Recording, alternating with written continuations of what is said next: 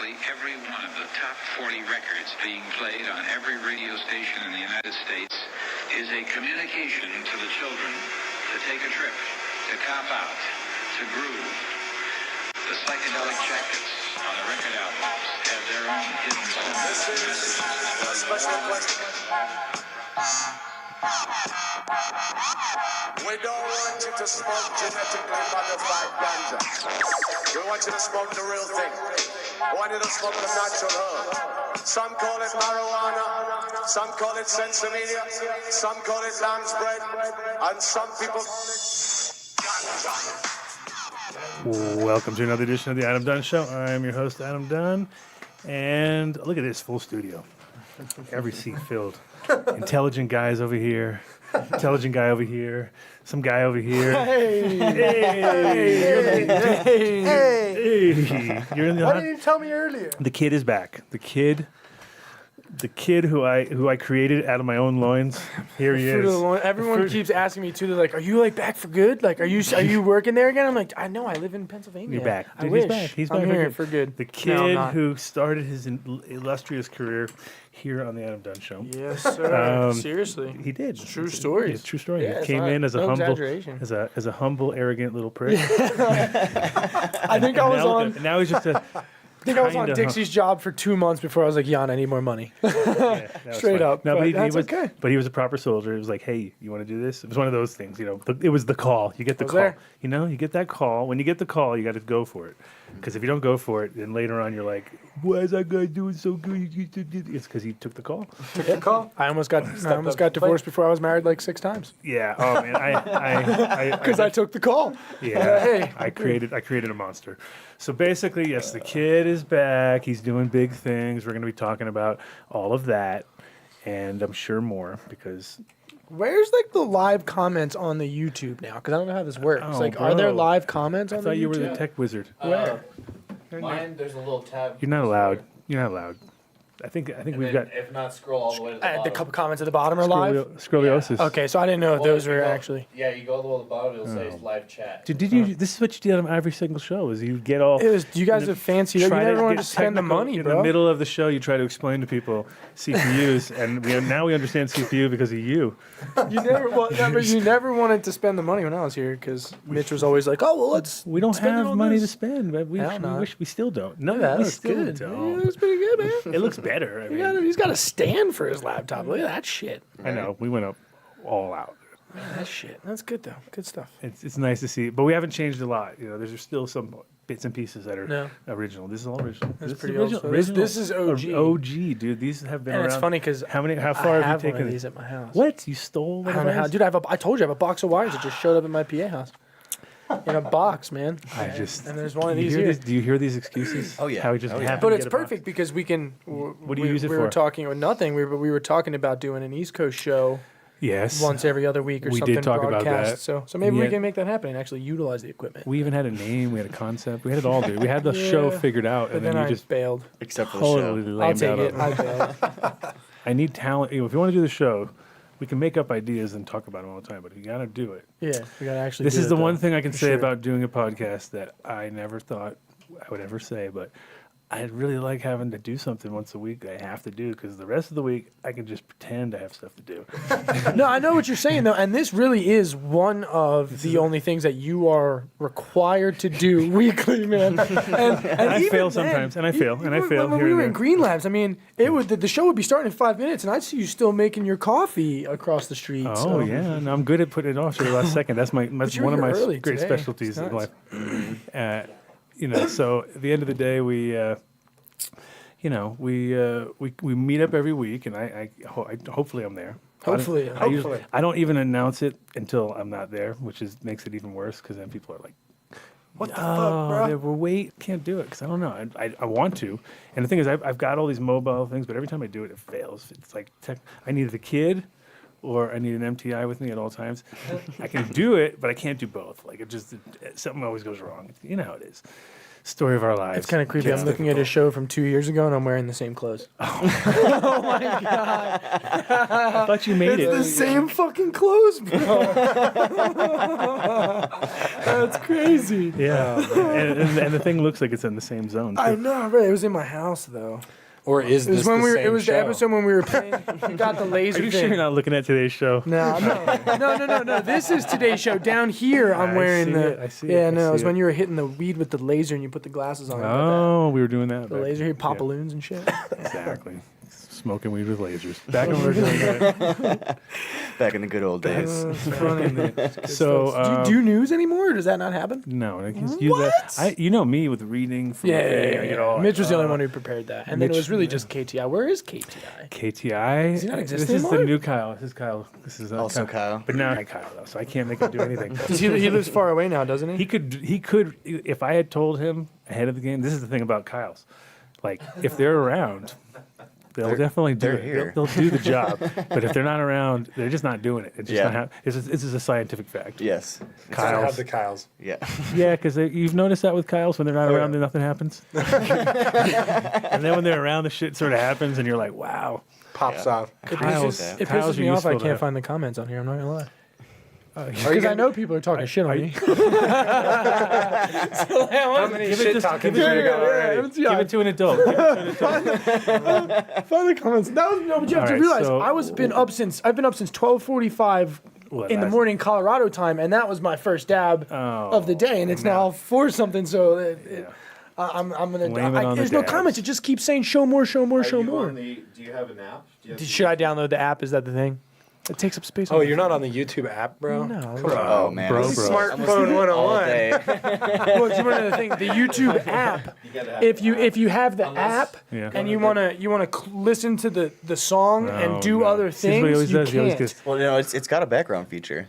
If you, You gotta pay for it though. If you do it from the I listen, internet, well, I don't mind. I just do pay a little bit of money. I pay because Apple Music, I so I mean, can't pay 2. if I'm listening to like a 4-hour show or something like that, That's I'm not true. listening to commercials every 3 Yeah, freaking minutes. you're right. You know, like He just sits in his office watching the Adam Dunn show all day in the background. Commercial free.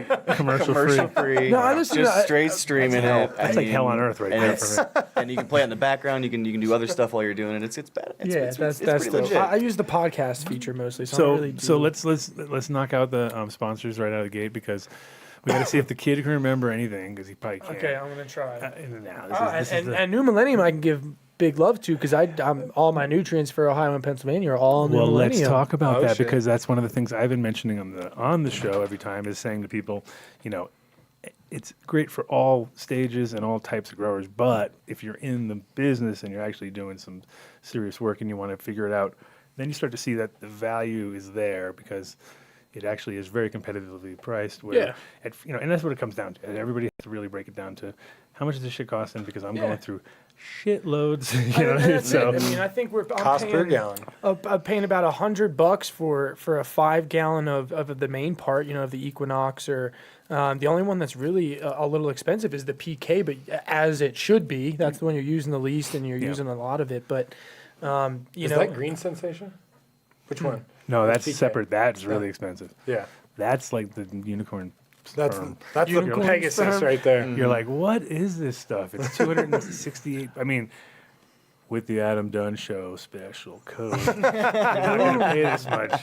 But normally, you look at the 1 quart, it's fucking $268. You're like, holy shit. But New Millennium, I like also I got New Millennium specifically for the dosatrons. Yeah. It's easy to go through my dosatrons, especially if you're trying to automate your system without spending a ridiculous amount of money on agrotech or one of these other computer generated automation systems. The dosatrons really flow well with the New Millennium, and then you can actually limit the amount of dosatrons that I was needing because a lot of them can go on one dosatron. I only need the decision for 2 days. I can swap that out and put that in with my winter frost at the end without having to have multiple dosatrons. So it's a great line. It really works well. Until you forget to put the fucking thing in. Until you forget to for real. But that's totally true. But for the advanced individual who shouldn't forget that, you should be okay. Yeah. It's okay. Advanced, meaning anybody who's like working for somebody else basically at that point. 'Cause the minute you were doing it yourself, you're like, oh, course he did that. But no, great products. Like you were saying, you don't need them all the time, which is huge in the sense that you get it on their calculator, you put in your space and how much your light you got, and you'll get back an answer pretty much telling you what you need to use, which will save the time and effort of figuring it all out the hard way when you're like, oh man, I only needed a little bit of that ever. Doing math at the res sucks. So it makes it nice that they've got that shit built Little in. calculator. Yeah. Yep. And the thing is, again, it's all season orientated too, so it makes it even more sort of logical when you're doing it because you're like, oh, wait a minute. Until you get super hot. It's winter outside. Yeah, that's true. That's true. And then you're like putting in the winter frost on the third week. You're like, no. But in general, like for instance, that ruby fulvic, I've already seen gardens that were like looking really bad, and the guys, came in with just that and just hit them with that and just kind of turned the whole thing around. Can't say fulvic. Whatever. We're not in California, bro. Ruby full, good old snargle. Cali and Oregon and their fulvic regulations. It's Oh, ridiculous. it's insane. Oh shit, they're here. They just showed up. The Fulvic police. Oh. They're like, hello, we've heard you say it 3 times in the last minute. But go to newmillenniumnutrients.com, check them out. Obviously, throw down the Adam Dunn special, whatever that may be. We haven't really ever done a real serious one with them. We should probably do that one day. Be like, maybe we need a real code. Sure. I think we're just going to call them done deals from now on anyway. That'd be way easier. Oh, there it is. Right? Yeah. Done deal. So like we'll do the done deal this, done deal that. Okay, say it anyway, and then that'll work. Look at that packaging. They changed it up. Huh? Holy shit. The kids been Wow. gone so long. They've actually, like, they grew up, you grew up, Look everybody at that, grew up. though. Look at That's a nice some website. The packaging looked clean. classy. Look at Bars that. still look the same though, Yeah. which is great. There's not a But nothing there's bad. not much to change. But they have Yeah. everything labeled properly, which Nice. is the key to the whole thing. And that's new. Still one of the best tasting bars in Colorado, as far as I'm concerned. There you go. The kid has tried everything. He's been all around the world. They're really not. I mean, they're really for real. I mean, they're solid. There's so many edible brands in Colorado now, and it's really hard to trust them. You watch them come and go, and Incredibles has stood the test of time for sure, and they've kept it the same. The packaging consistent. changes, they stay up to trend, but they don't change their product. Like you said, that's very consistent. So. And that's the key to a lot of the stuff too. Is if you have a consistency going on, then you get recognized for that, and then people trust you. You know what I mean? Right. At that point, you're like, okay, and Right. it's because they have their Longevity, too. They have their own product, so Man. they know what they're putting in. And Got they a know couple it- new bars too. I know. Wow. You could never remember all the bars now. Now I could never look at this list with the key lime pie, s'mores, orange, peach delight, pumpkin pie. There's so many different bars. Salted cookies and cream. What? I Just know. on fire. I should have actually had them, and I should have had them come in. Nick today. at Bowling Wellness, I'm coming your way here tonight. You better have some salted cookies and cream bars. And I want one of those bitches. Shit. So how long are you here for, kid? I'm going to Lab Society tomorrow and Sunday, and then I fly out Monday morning. So Okay. only here for a couple days. Great trip. We might actually be seeing you over at Lab Society tomorrow. Oh yeah, you gonna come up? Well, maybe because I wasn't planning on it, but You should now do that I it. know you're going to be there, I will be there oh shit, all day long, 8 to 5. really? Yeah, it's a long class. Oh, you're taking a class? Yeah, I'm taking a little refresher distillation. It's Oh, been he's- too long since I've ran the short path, so yeah. Oh, okay. Well, don't forget. Well, don't forget we're doing it. We're doing it. I got it. You got it. I got it. All right. I don't forget. Remember these guys? I remember because Talked to I Jeremy today. Talked to Jeremy today. Guess what? He's coming over to this side. He'll be hanging out around for a little while. So he's going to come on the show. I think the first week. We're shooting for the first week in November. We'll see. It might be the second, but definitely have him come in. That'll be a great show. We love having Jeremy on the line normally because it's that fucking that Western Slope shit. He's just so knowledgeable about everything he Get some talks nerd about. out. Yeah, Get some nerd out. for sure. I just reached out to him the other day. I'm gonna have him help design and build our soil for our Jamaica operation. So Yeah. Cool. And I'm also giving him some soil samples to check out. And that's the thing is he's totally into it and ready to fucking help, which is what you need when you want to be working in a lot of the unknown sort of rhizosphere situations, which is his specialty. And then on top of that, you can get hard to find products. You can have them delivered to your door. You can, if you live here in Colorado or New Mexico, you can have your stuff anything over $500 for free, so you can go nuts. And Yeah, he's got the shipping on lock for sure. yeah, so that helps a lot. And again, like hard to find stuff. If you go, the thing I love about a lot of the stuff is you're kind of like, you feel like if you got like trapped in your grow room, you could actually survive for a couple days just on the food that's there. You'd be like, all right, bro, I could eat this. I can eat this. This is cool. It's like if you were trapped with fucking just GH or something, you'd be like, oh, great. Done. You're dead. It's like, here I am. Dead. Salt. You're It's like dead. salt water. It's like I'll never survive. Right? Dehydrated. Might as well drink it now. I mean, the dehydrated coconut shit would be the spot. It would be like, this is it. I got the shit right here. You know, it'd be like fire. But in general, like I said, their products are awesome. All sourced from reliable sources, and you know, he's put his homework into everything that he does. So go to buildasoil.com or 855-877-SOIL if you want to talk to somebody direct.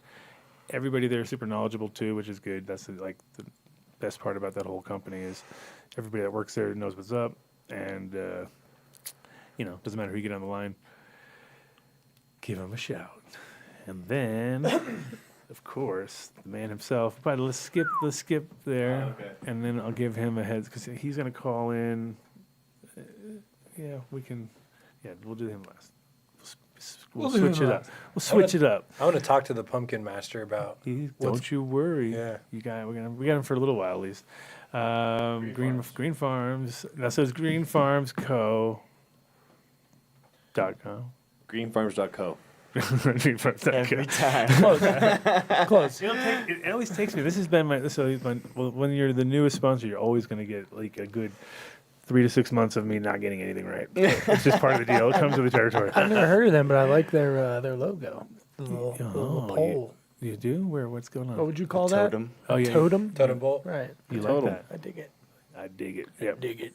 Bring the idea back to Philly. You can do It has the logos of all you the can do the stuff that they- PBR. You can do like a PBR thing. It'll be cool. I have no idea what you're talking about. Never mind. Green Farms are focusing on organic, no-till, all the good things that we talk about here on the show. And if you have a medical card here in Colorado and are listening to this show, then you got a spot to go to. Then you got a mission. Absolutely. There, I saw the word mission. I said, "You got a mission." It's just like, yeah, you saw that. It was just like, That's pretty cool, man. yeah. Our vision, man. No, yeah, bro. Your vision, bro. No, anyway, they do have a great library right now. I looked at the last stuff that they were pulling off. It was like everything was just interestingly like resin on resin. You know, it was like one of those situations where you're like, nice, but you know it's organic and you know it's fucking caked, which is a good sign of all things. They've also got buffalo. They've got the Rasta worms and a few other different products. I don't know. I haven't seen the Rasta other. Well, I wouldn't even probably The Rasta Rooster. Rasta Rasta Rooster. Rooster, yeah. I wouldn't see myself using it anyway too often, but maybe for the farm. Except I got my own. I got my own living ones running around. But definitely the worms. Always a fucking key ingredient in any organic sort of makeup. But go to greenfarms.co. Check out their stuff. And again, if you're here in Colorado, also they have if you're in Louisville, they have the Kentucky? No, Bro, what? Colorado, bro. I don't know. Or it's Louisville. Sorry. That's what I was saying. I was like, Louisville. Can't say Louisville and not be that way. I hate that. I'm like, it's Louisville. What are you talking about? No, it's Louisville. Sorry, Louisville, Colorado. If you're here in the between Denver Boulder zone, you can go to their shop, which is Green Farms Feed and Seed, and check out all the products that they have under their roof, which is sort of a small but a very efficient little grow shop, and it's awesome because it's all organically focused. So if that's your key, go to Bunch of Colorado companies too. I'm pretty sure they got Key to Life up in there. Of course they do. Yeah. yeah. All right, and then no seeds here now. They're gone. They disappeared. They're gone. No Are more. they? Sold out. Wow. I'm just kidding. Sold out forever. out. No. Just waiting. That's all. Wow, it's a very heavy website. Heavy website. Yep. But Seeds Here Now is your premier one-stop shop for all the best seed breeders out here right now. They're also guaranteeing everything, which is great. So front to end, you got problems with whatever, bring it to their attention. They'll take care of it, which is always. I saw recently somebody had some shit stolen from their box. It was pretty obvious, and it's like, what? They didn't Stolen from the box, then the box was delivered, or the box itself was stolen? No, there was one of the 2 packs was missing, and it was all crunched up. So it was like the crunch berries were missing. And instead of being all, dude, at first they were like, bro, seeds are now either somebody didn't pack it in or we got ripped off. And it was like looking at the box, it was like, I think he got ripped off. It was like all smashed up. Fucked up. So why is that?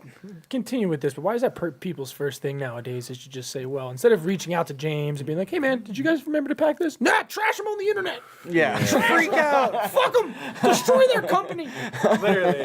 You're so right about that. That's ridiculous, dude. And it's all people who have no idea what it takes to run a business. Fuck it. They're horrible. They're trash. It's a Twitter world. Put it on the man. internet. Dude, It's Twitter like, dude, They're I'll just send you a chilling on pack of seeds, Instagram bro. it's the all day. it's the Yelp world we're in right now. So it's Seeds Here Now. Go to seedsherenow.com. Check out the different things they have on site there. But then you also go to seedaholics.com and check out their auction sites and their one-of-a-kinds and their lost packs, all sorts of cool shit there. That's legit. Yeah, it's great to get in there and bid away. You can go to either one of those and check their stuff out, or check them out at the different shows. I don't know whether probably the next show. Well, definitely be the Emerald Cup. We'll all be there. No, 100%. That's 100%. Are they doing MJ BizCon? No. I didn't think so. They don't Vegas? It's too Vegas-y, and it's not really his thing. I mean, Suits. It's all dudes in suits. Trying to suck your soul and your business ideas No away. joke, man. You'll end up going home with like fucking trimmers and We one should- of those buckers. And what we then should being do- Like, why did I buy this shit? what you and I should do is we should get our suit, get like more ill-fitting, the nice suits that we have. Right. Wear the shitty suits that we can get. Right. Go in there with some business plans that are really written out. Really well. Aquaponics, of course. Oh, yeah. Induction lighting, of course. And we send these guys on the fucking wrong path, and we just purposely get them going, and we start telling them, like, all we need is 50 grand. And they'll be like, 50 grand? They'll be like, you'll be like, yeah, and then we could do that. We could make 5 million. And they'll just be like, well, yeah, let's talk about this, right, you know? dude. And then you explain how you're going to break it. Aquaponics and LEDs. One man. of us could be doing all No, that. not even LEDs, induction lighting, because he did them both. And those are, and that is, it's good. You'll get For him on certain you'll get him on the things. hook, Yeah. but you won't never land the fish. Never, ever. So yeah, we'll do that. We'll set some people straight. And then we can also go get them chase some isolate unicorns for a little while. Just a little while. No, we get on the phone and you talk real loud there, and you go, "How many? And you got them in your car? Where are you at? Oh, dude, it's 500 in your car, bro. I'll be out right now to pick them up. It's all isolate, right? Pure. Okay, cool, bro. I'll see you." And then you walk out the door. 25,000 kilos of distillate? All right, I'll see you in a second, bro. Yeah, it's unicorns everywhere. Everywhere. They're just flying around. Yeah. We actually have a unicorn stable on the side of Keto Life now. Nice. Pull them up. Just pull them up. You put them in there one night, and the next day they're gone somehow. It's fucking weird. So we had one more sponsor. We're going to talk about him right now, and then he's going to call in about 15 minutes, so we can gear up. Let's have him land into an intelligent conversation. I told That's guaranteeing a little much. I told him we were going to No, be. we got this. I told him we were going to be deep in the rhizosphere when he got there. Yes. So that when he came in, he just rolls in. We don't have to talk about nothing else. Like we're already talking about pumpkins by the time. I think I could segue it into pumpkins before he's It on. won't even be pumpkins, bro. This was not a pumpkin year in Colorado. It's not gonna be pumpkins? Holy Holy shit. moly, yeah. We got our ass Have you kicked. Wait, what? Dude, What happened? me and my family went to the pumpkin patch this last weekend. It's swag. We got out there, 90% of the pumpkins are just straight up like Rotted, squish, dead. rotted, cold rotted, Shame, man. with black mold on the stems and black mold all over, and Yeah. just literally squishing in place just from gravity. And you're like, holy shnikes. Of a real healthy harvest, they now might you have gotten fucked up. 10%. Now you're going straight to pumpkins. Pumpkins. Why? We're saving pumpkins, bro. Okay. I said let's talk about not about pumpkins, Oh shit. so that we can get into this conversation, and then we'll pull him into that. Well, See, how did that relate to the rhizosphere? Let me spin this real quick. Tell me what happened this year? What was the deal? What do you think? Snow. That snow that got all the hemp farmers Yeah. got the pumpkin farmers too. They needed what? 3 more weeks? Oh yeah. 3, 4 Well, shit, even just till sales. They needed till this Wednesday, right? Halloween, and then it's done. They came about a week and a half too early on them. 2 weeks or too early. pumpkin death. Pumpkin death everywhere. This one dude right over here's got 380 acres or something crazy, all on a pivot. Yeah. Pumpkins. Dead. Dead. 90% of his crop. I felt so bad for him. I went and bought some pumpkin bread from him just to donate to the cause. Couldn't actually buy a pumpkin though. What do they get? Insurance on that? I don't know. I bet that's ag insurance. It's got to be. Has to be. They got their subsidized. Yeah. And also they got their pumpkin maize and their animals and their straw fucking What's thing. a pumpkin maze if they're this big? It's like you can see everybody. Be Or like, their "Yo." corn maize. Corn maize. Corn maize. Pumpkin. Corn maize. It's so many pumpkins. I'd be like, yeah, hey, bro, I'm over here. And you'd be like, oh, this maze is not very complicated. At this point, it basically was a pumpkin maze because it was like death, pumpkins everywhere, and you'd definitely watch where you're stepping. So it could have been a pumpkin, Pumpkin maze. landmines. Pumpkin landmine. Have you been to the Stanley Hotel? Oh yeah. So you Oh, yeah. know they you know how they mimic the maze from the movie, and but now the maze is only knee high, so it's not a maze. You walk in, it's like walking into the maze from the movie, but they cut the bushes. So Way down. like you said, like you could be over there and it's like, hello, What up, bro? Yeah. Pass me that Did you go the right way? All right. And if you don't, you just like step over it. Yeah, it's fucking lame. I bought a $65 glass of scotch there by accident. Bastards, they got me. Gotcha. So, yeah, Ron, it's been the 3rd year I think he's been on. I'm sorry, man. I was dying. Can I get one of those waters? Of course. Hell yeah. Yeah. Thanks, brother. There you go. No more Yerba Mate endorsements. No. Dude, those they're days are hard to over. find in PA, man. I got to go to Whole Foods. Yeah, those days are over. Yeah, you can't get them. That's at, when we like, were a- organized. That's when we had Mitch. Yeah. Back when we were organized with Mitch. Yeah. What happened to Bike? Bike's out. He's around. Isn't he married? I believe so. That's cool. Yeah. Times just like you. Times are changing. You're still married. That's good. Yeah, I'm You still haven't- married. you I'm haven't not divorced in, I'm like- not divorced. I'm actually a little over a year married now, which is fucking crazy. But Nice. yeah, it's nuts. 3 out of 4. Congratulations, by the way. At this table. Isn't that crazy? Yeah. And my anniversary, my 3-year anniversary was on the 4th of October as well. So Congrats. That's I was awesome. maybe Adam will give us some newlywed marriage advice sometime in the show. Yeah, I mean, I got married in Vegas, so I'm not the greatest.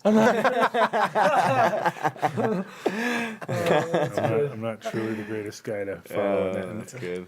the whole point was that, yeah, none of us thought we'd be here. Yep. Yeah. And at the same time, industry-wise, it's pretty hard to do relationships in this industry. Fuck because yeah. It's usually like people You're that, are, traveling all the time. I mean, people that are in the industry, they get tired of it.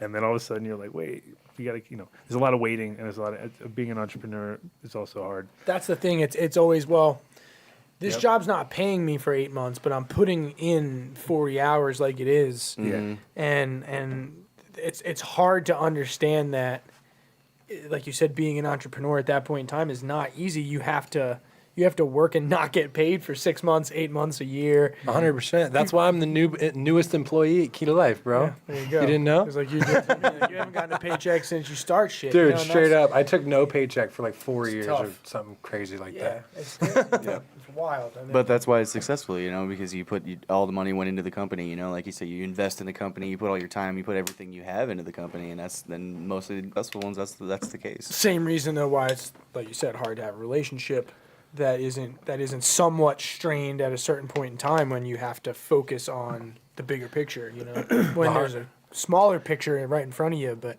The hard one for me is the kiddos.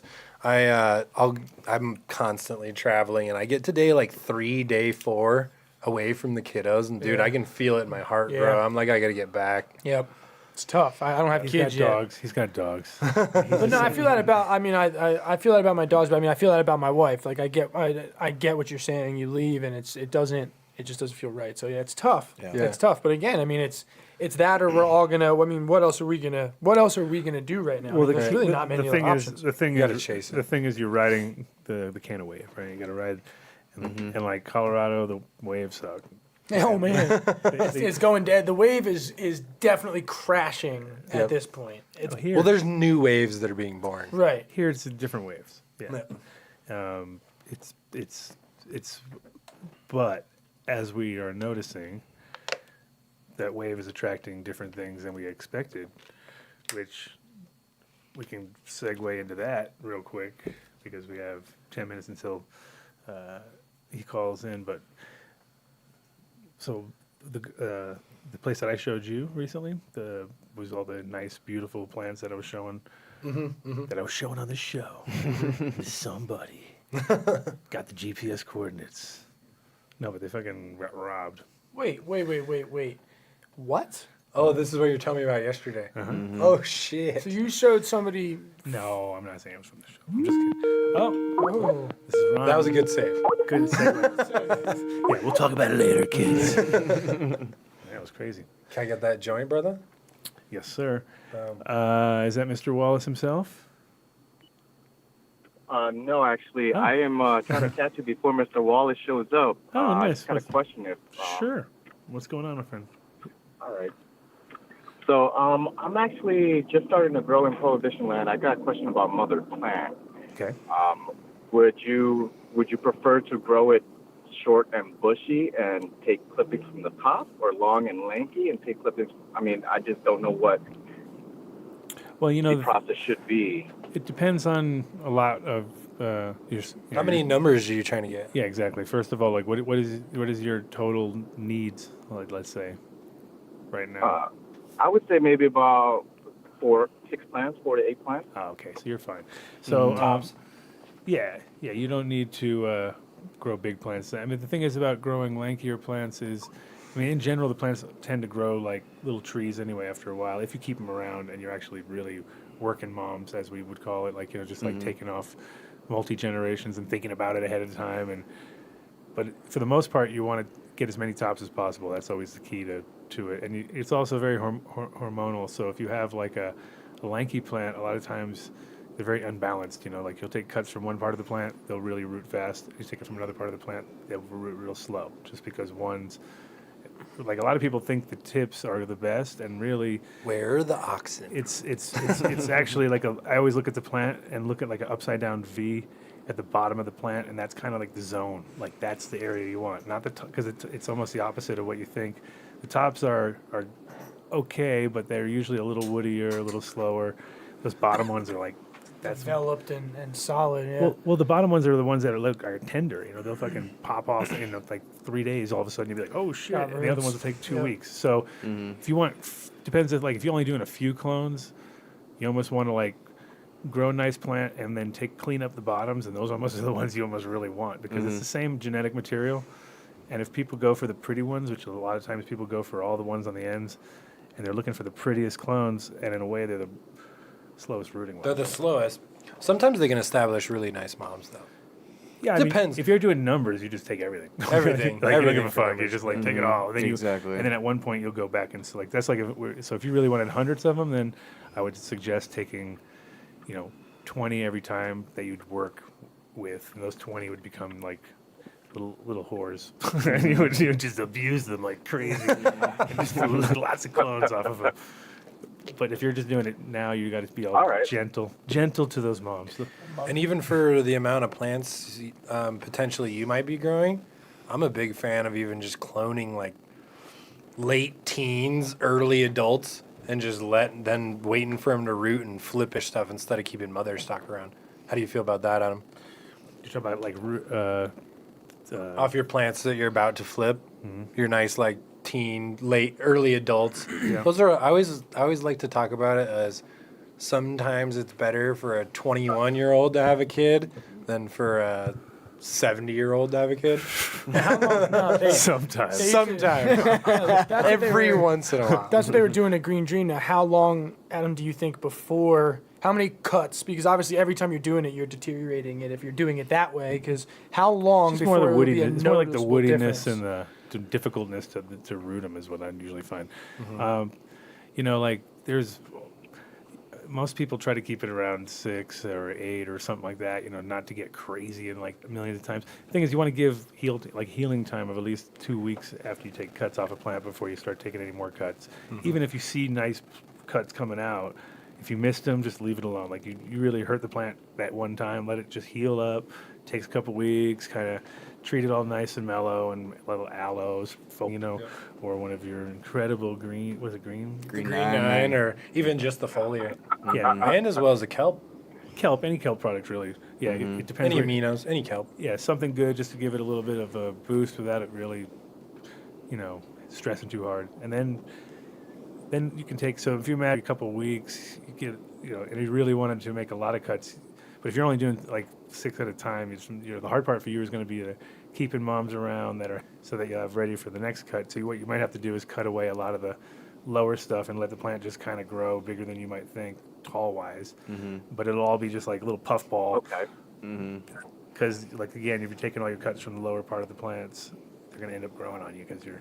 Well, you They stretch. think of it like a bonsai tree. It's concept. I like it. I think it's nice when you have those little you can see the dedication when the plant's 4 foot tall, but really all the action's at the top, and it's pretty much like Completely empty on the bottom right there. yeah, and it just looks cool. And like It doesn't go empty and then that. people are like, that- "How'd you do that? How'd you do that?" It's like, oh. And I grow. One more underneath question. So how often would you change out your mother plant? Basically, when she starts to show them. Like it that is depends. much Like bigger and more woody. yeah, like 2 years max usually is when I've always noticed. Like after 2 years, things really start to get like there's. Depends on your room too. Yeah, if you should be root bound at that point, and you probably are, and the plants are stressing a little bit. So, unless you are on like DWC or guaranteed feed every time, but then you're also stressing your plants because 2 years on a DWC would be like a. Oh my god, the Holy root ball in crap. that would be Okay, I think I got Ron Palm tree. calling in right now. So thanks for calling in. All right. Thank you, Adam. Appreciate it. You're the man. Keep up the good work. Appreciate it. Peace. Thanks, bro.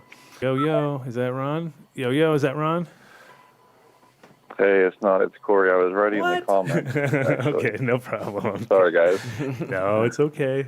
We may be interrupted in a second, but give us what you got going on. I actually wrote a tool to back up cannabis Instagram accounts since so many are getting deleted. Ooh, you're on a gold mine there, buddy. How's that actually working? So,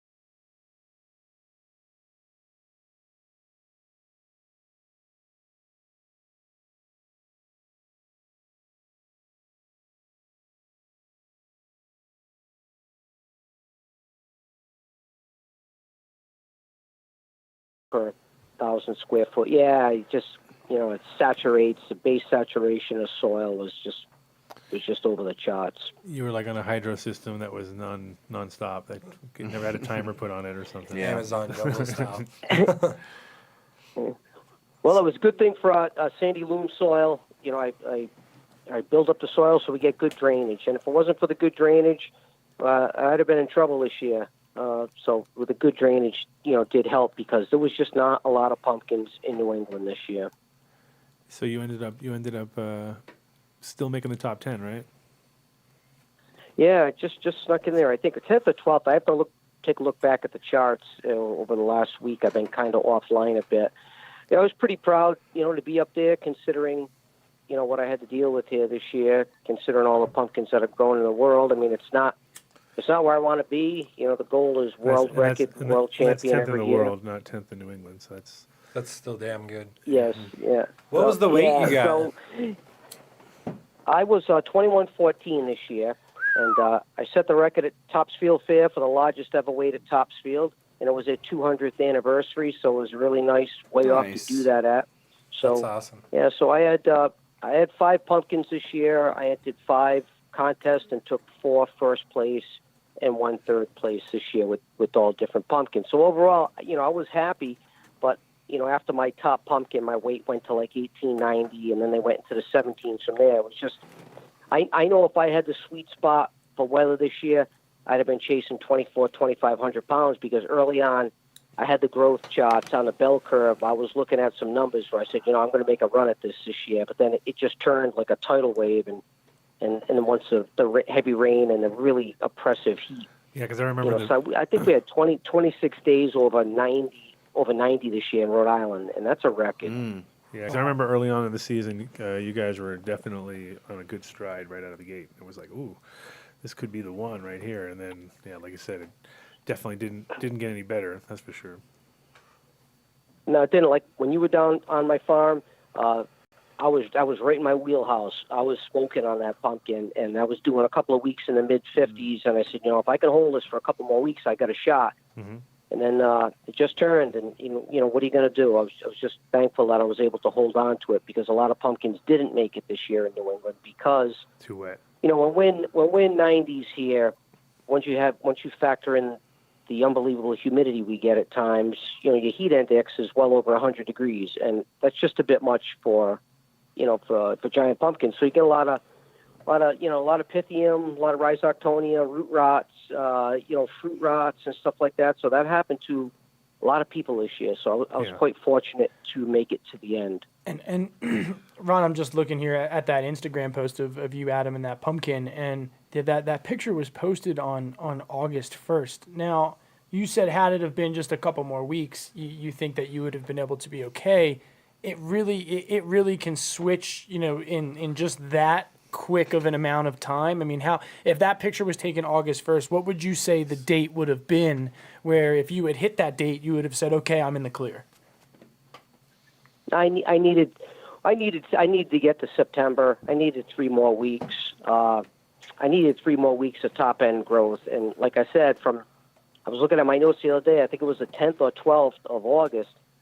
I only watered twice for the remainder of the season, and that's just, like I said, August to the first week of September, we're watering daily, and then September you back off.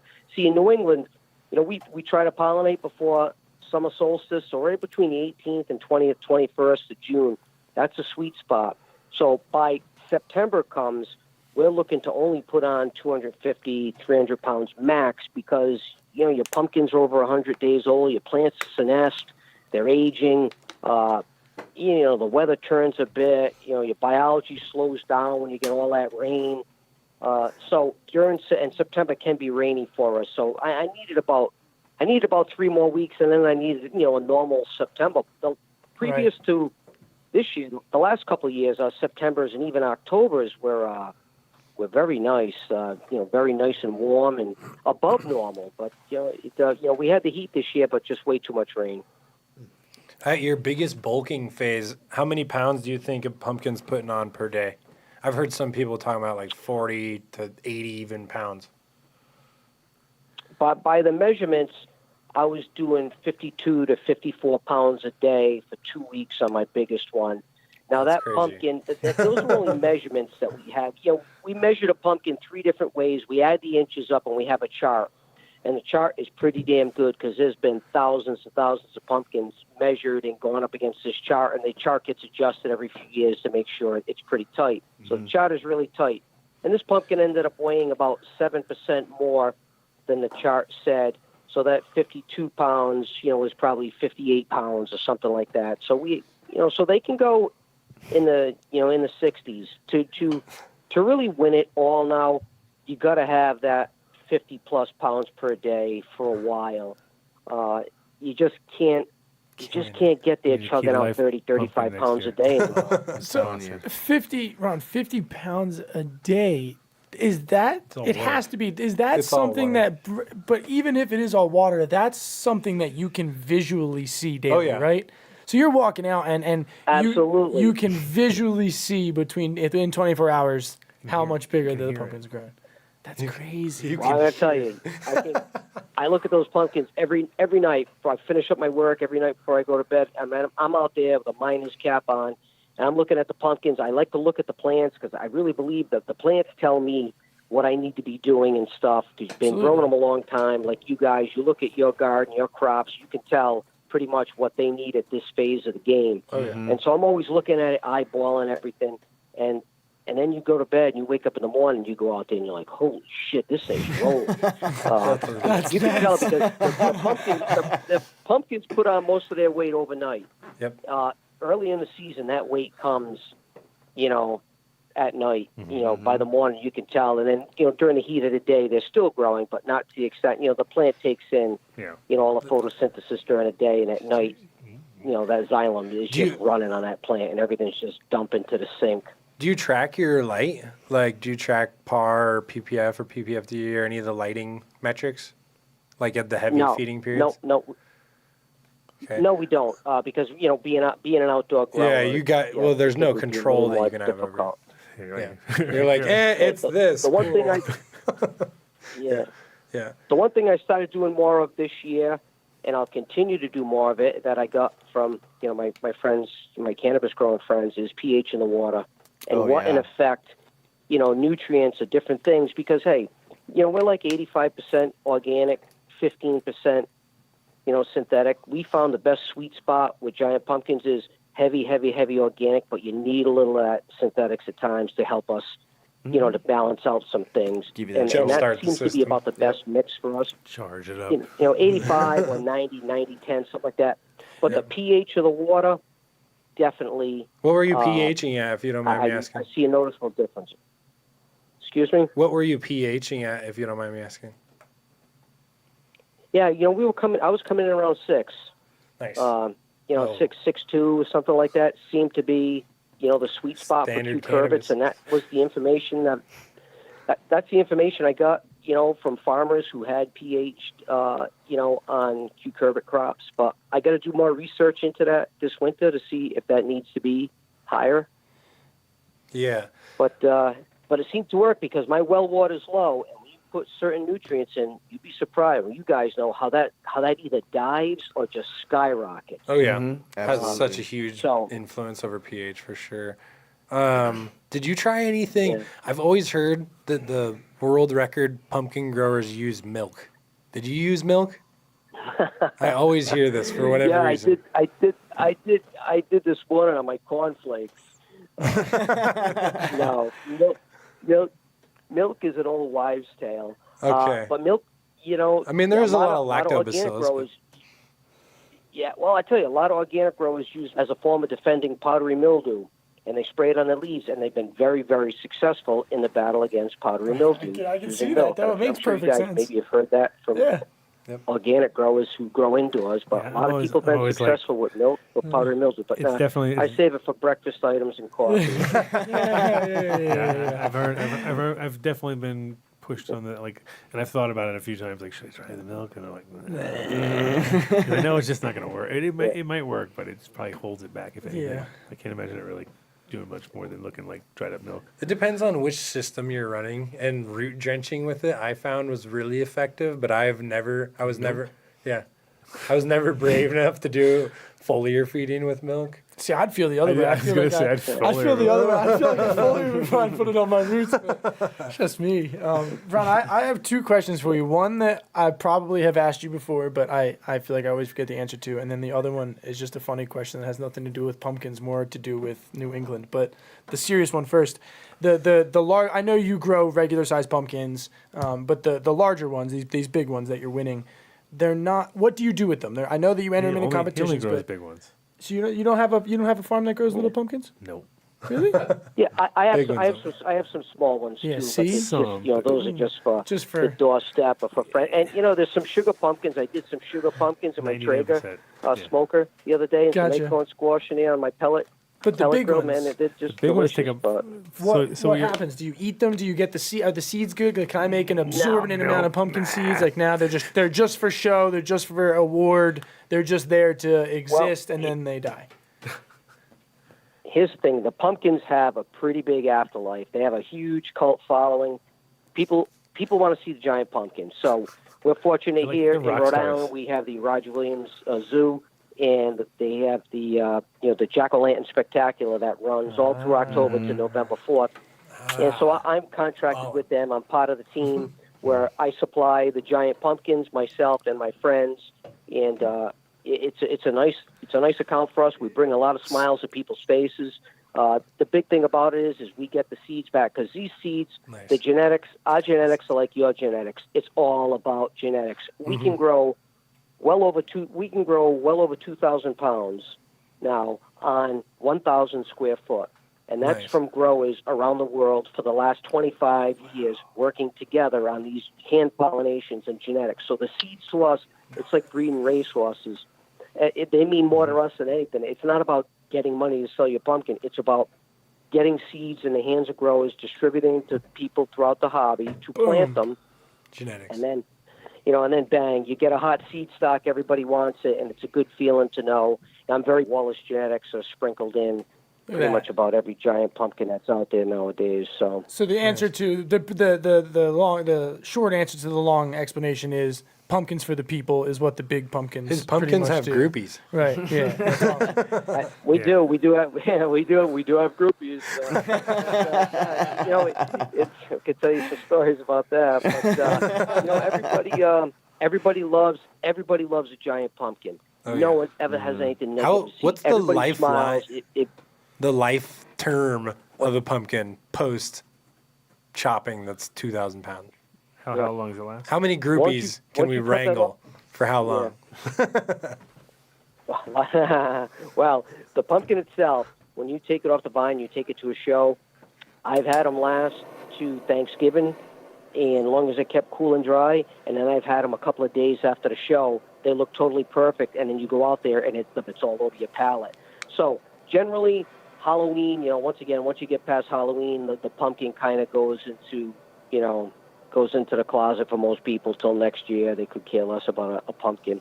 So we always hope that they make it to Halloween, and there's generally always a good chance that they make it to Halloween. A year like this year, pumpkins were melting all over the place because, once again, it was just too hot. I mean, the last week and a half, we've cooled down quite a bit, but before that, we were still running 80 degrees a couple of times, high humidity into, early October, and that's rare. So the pumpkins don't like that weather to hold up. So long and short of it, they can last, through Halloween, and I've had them as late as Thanksgiving.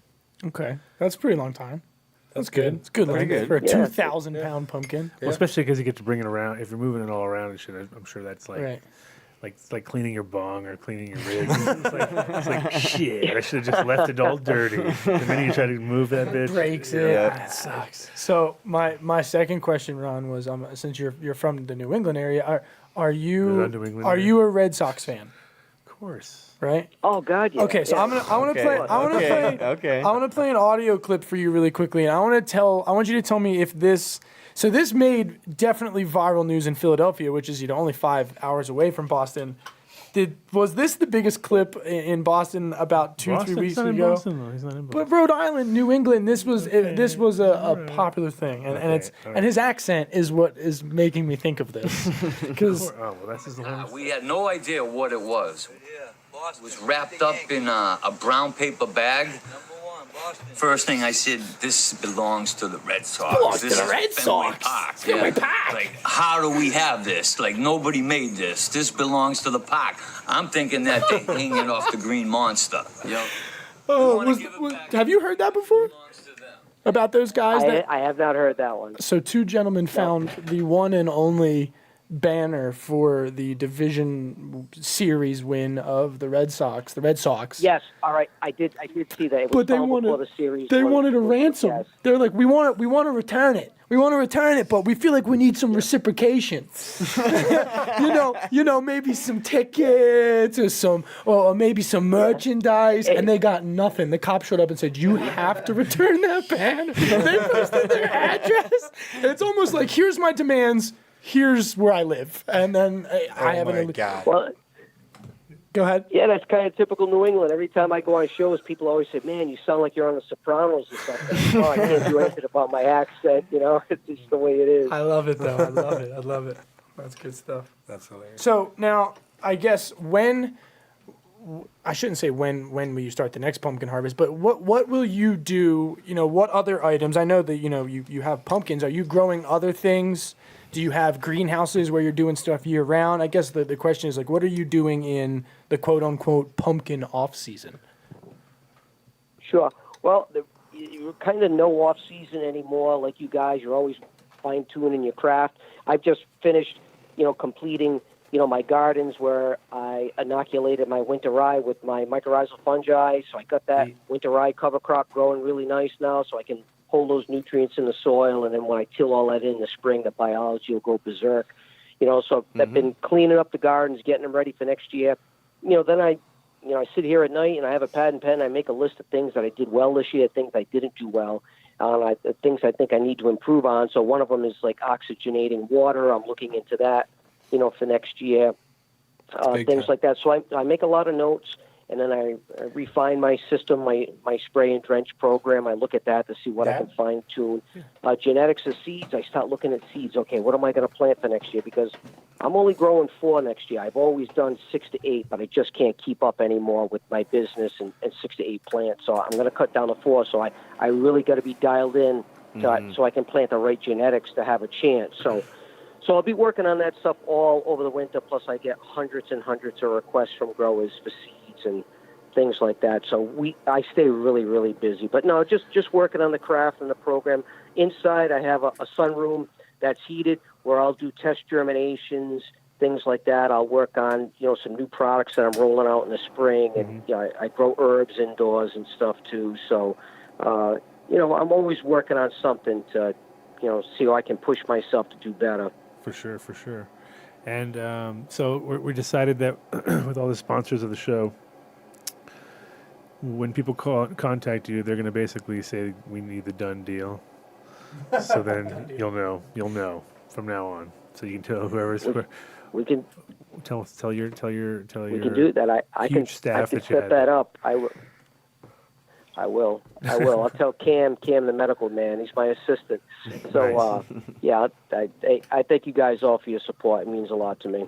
Of course, and we hope we get people going looking at your site and contacting you direct, because we love following what you're doing, because it's like everybody who grows cannabis is obviously, a lot of us realize that yield isn't the most important thing, but when you're growing giant pumpkins, it's all about going just for that size thing, and every pound you can get. Yeah, and there's a lot of growers that, especially the guys that are money orientated, are definitely keyed up to knowing exactly what they get per light, or like he has a friend who's saying, he's claiming to get, what is it, 6 or even more? 6 or his 6 plus. 6 plus a light. 6 plus a light, which is like, as a grower, you're like 3. I was already like impressed and very stoked. Like, wow, dude, 3 gives investors like a raging boners, straight up, dude. But at the same time, here in Denver, you almost have to hit 3 a light to be able to even make it in the game. Yep, for sure. Straight up. Yep. And that's like a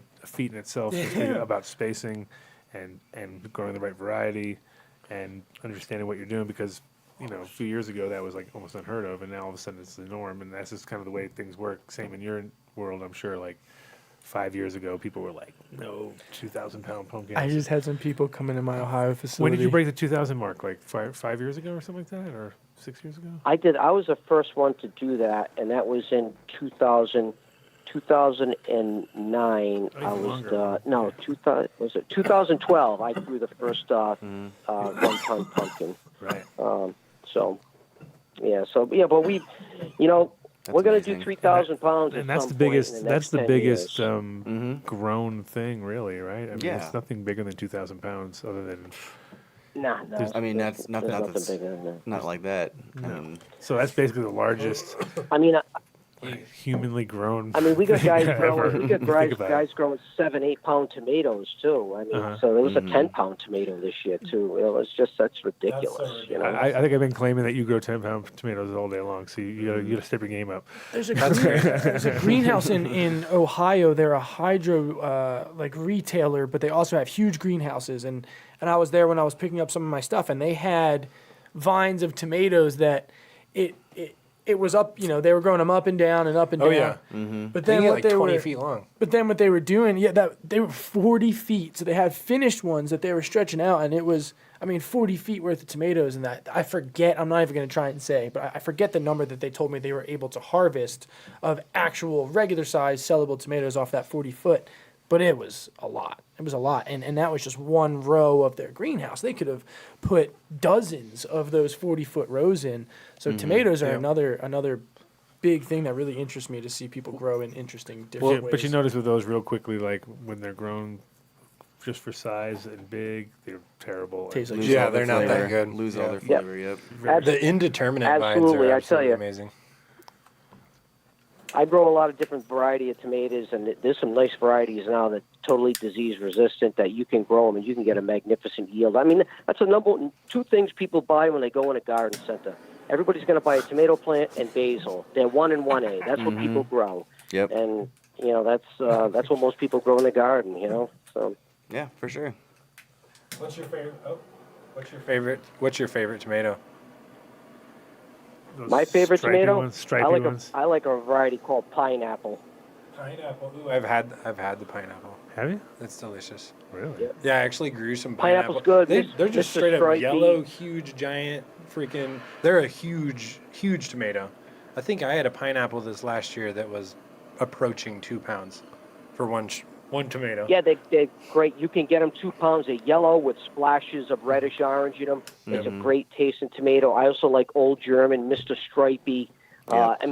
I grow so many different varieties, but they're really good. And then you can get your Old basic German. ones, Celebrity and Jetstar. Can't get over that. Celebrity and Jetstar, the 2 tomatoes everybody buys in a garden center. They're disease resistant. They're perfect size, shape, color. They're not a 10 on a scale of 1 to 10 for taste, but they're really easy to grow. I like the old German ones. The Cherokee purples bomb German tomatoes. too. Cherokee purples, like Cherokee straight purples black. are really, really good. I love They're those. delicious. I love those. So good. I had a 3 Yeah, they have pound high tomato this levels of last year. Glycopene in them too. Cool. Pretty stoked on my backyard. I actually installed like 14 raised beds and dug irrigation to all of them. Have them all on zones, and I have 18 zones in my backyard just for my fucking veggies. People smash all my pumpkins and steal all my vegetables in the middle of Philadelphia, so I've realized I can't grow there anymore. Oh, No respect. there it was. I was looking for the carb cap. I had it hidden over here, so that was my fault. It's all good. I was like Sabotaged. searching. Yeah. Luckily, you have to have it really comes down to with a garden. It sucks if you're around people that are disrespectful like that, or fuck with your shit. It's hard because the plants also know it. So if they're in the nice spot, one person, 2 people taking care of them, they'll respond a lot better. So how's Cam working out for you there? Cam is great. He's a really hard worker, and he's very intelligent, and he swings for the fences, and that's what I like about him. Right. He, like you said, he wants so much per light. He wants this, he wants that, and he's not going to stop till he does it. I love the guy. Whether he was working with me or not, he's really intelligent. He's a hard worker. Yeah, that's good. Good to hear. Nice. He's great kid. So basically, even though we hype you up on the show and got your website up, give us a straight from the horse's mouth. Give us a little shout out of how people can get in touch with you. They can email me at ron@wallacewow.com, or wallacewow.com is the website. Check out my inoculant and products like that. We're doing extremely well. I'm very blessed with how the business has gone this year. I retired from my country club job that I was at for 30 years. Congratulations. That's awesome. Congrats. Thank you. Yeah, it's my first full year. Full-time, full-time WOW guy. And it's funny because been my a blessing, grandfather was the head groundskeeper at one point at the same place. That's Really? awesome, man. It's the only place I know. It's the only place That's I know so around. crazy. It was like, oh, Quinessa So Country crazy. Club, same spot. Like so, Small world. yeah. No, full-time, and the support from the cannabis growers has been tremendous. They love supporting small business, I find, and a lot of them, kind of work with me, so they're showing me how my products help them. I found, there's a certain niche I found of cannabis growers where they're willing to tell you and help you and work together, and then, sort of like pumpkin growers used to be 15 years ago. There's a certain sector that, man, they're totally private. I have people tell me all the time, I love your stuff, I buy it. So, yeah, please tell your friends. No, I won't tell them. I'm like, oh, okay. Yeah. So That's my formula. Yeah, give them the edge. Don't give it's them the great edge. working with them.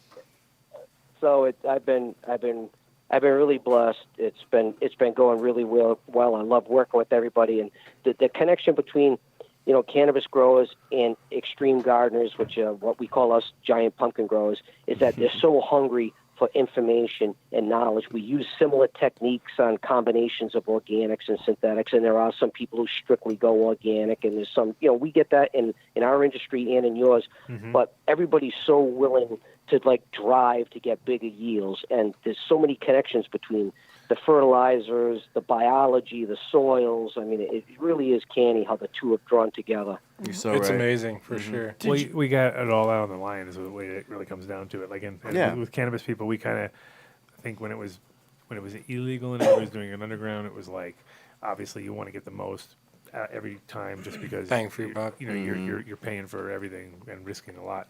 Now it's, you got to get, like he was saying, you got investors you want to make happy, you got people like that. So some people are pulling it off, other people are not.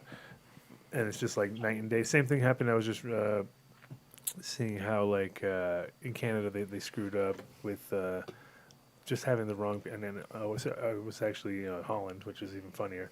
How Holland put it in the wrong hands and completely ruined the whole program for the medical stuff there because they just had weed that nobody wanted, and everyone was like, "Nah, I'll just go to a coffee shop and get weed that actually tastes good and gets you high, not tastes bad and doesn't get you high." It didn't really make sense, and it was all because they pulled in people that didn't care. You know what I mean? And it was just it didn't understand. It wasn't their passion or whatever. Yeah, and so you kind of have to always find people that have that. that leaves me with two questions. The first being, one, since it is such a passionate thing and it's not something that is obviously for everybody, the quote unquote what you called extreme gardening. First question is, have you ever thought about, or has anybody approached you about doing, a show on like Discovery Channel or Nat Geo or any of these things? I mean, they're giving shows to freaking, and they're greenlighting everything nowadays, and this seems to me like something that at least enough people would watch and consume this material. Has anybody ever brought anything to you to say, hey, let's try and maybe start something, or have you ever thought about that?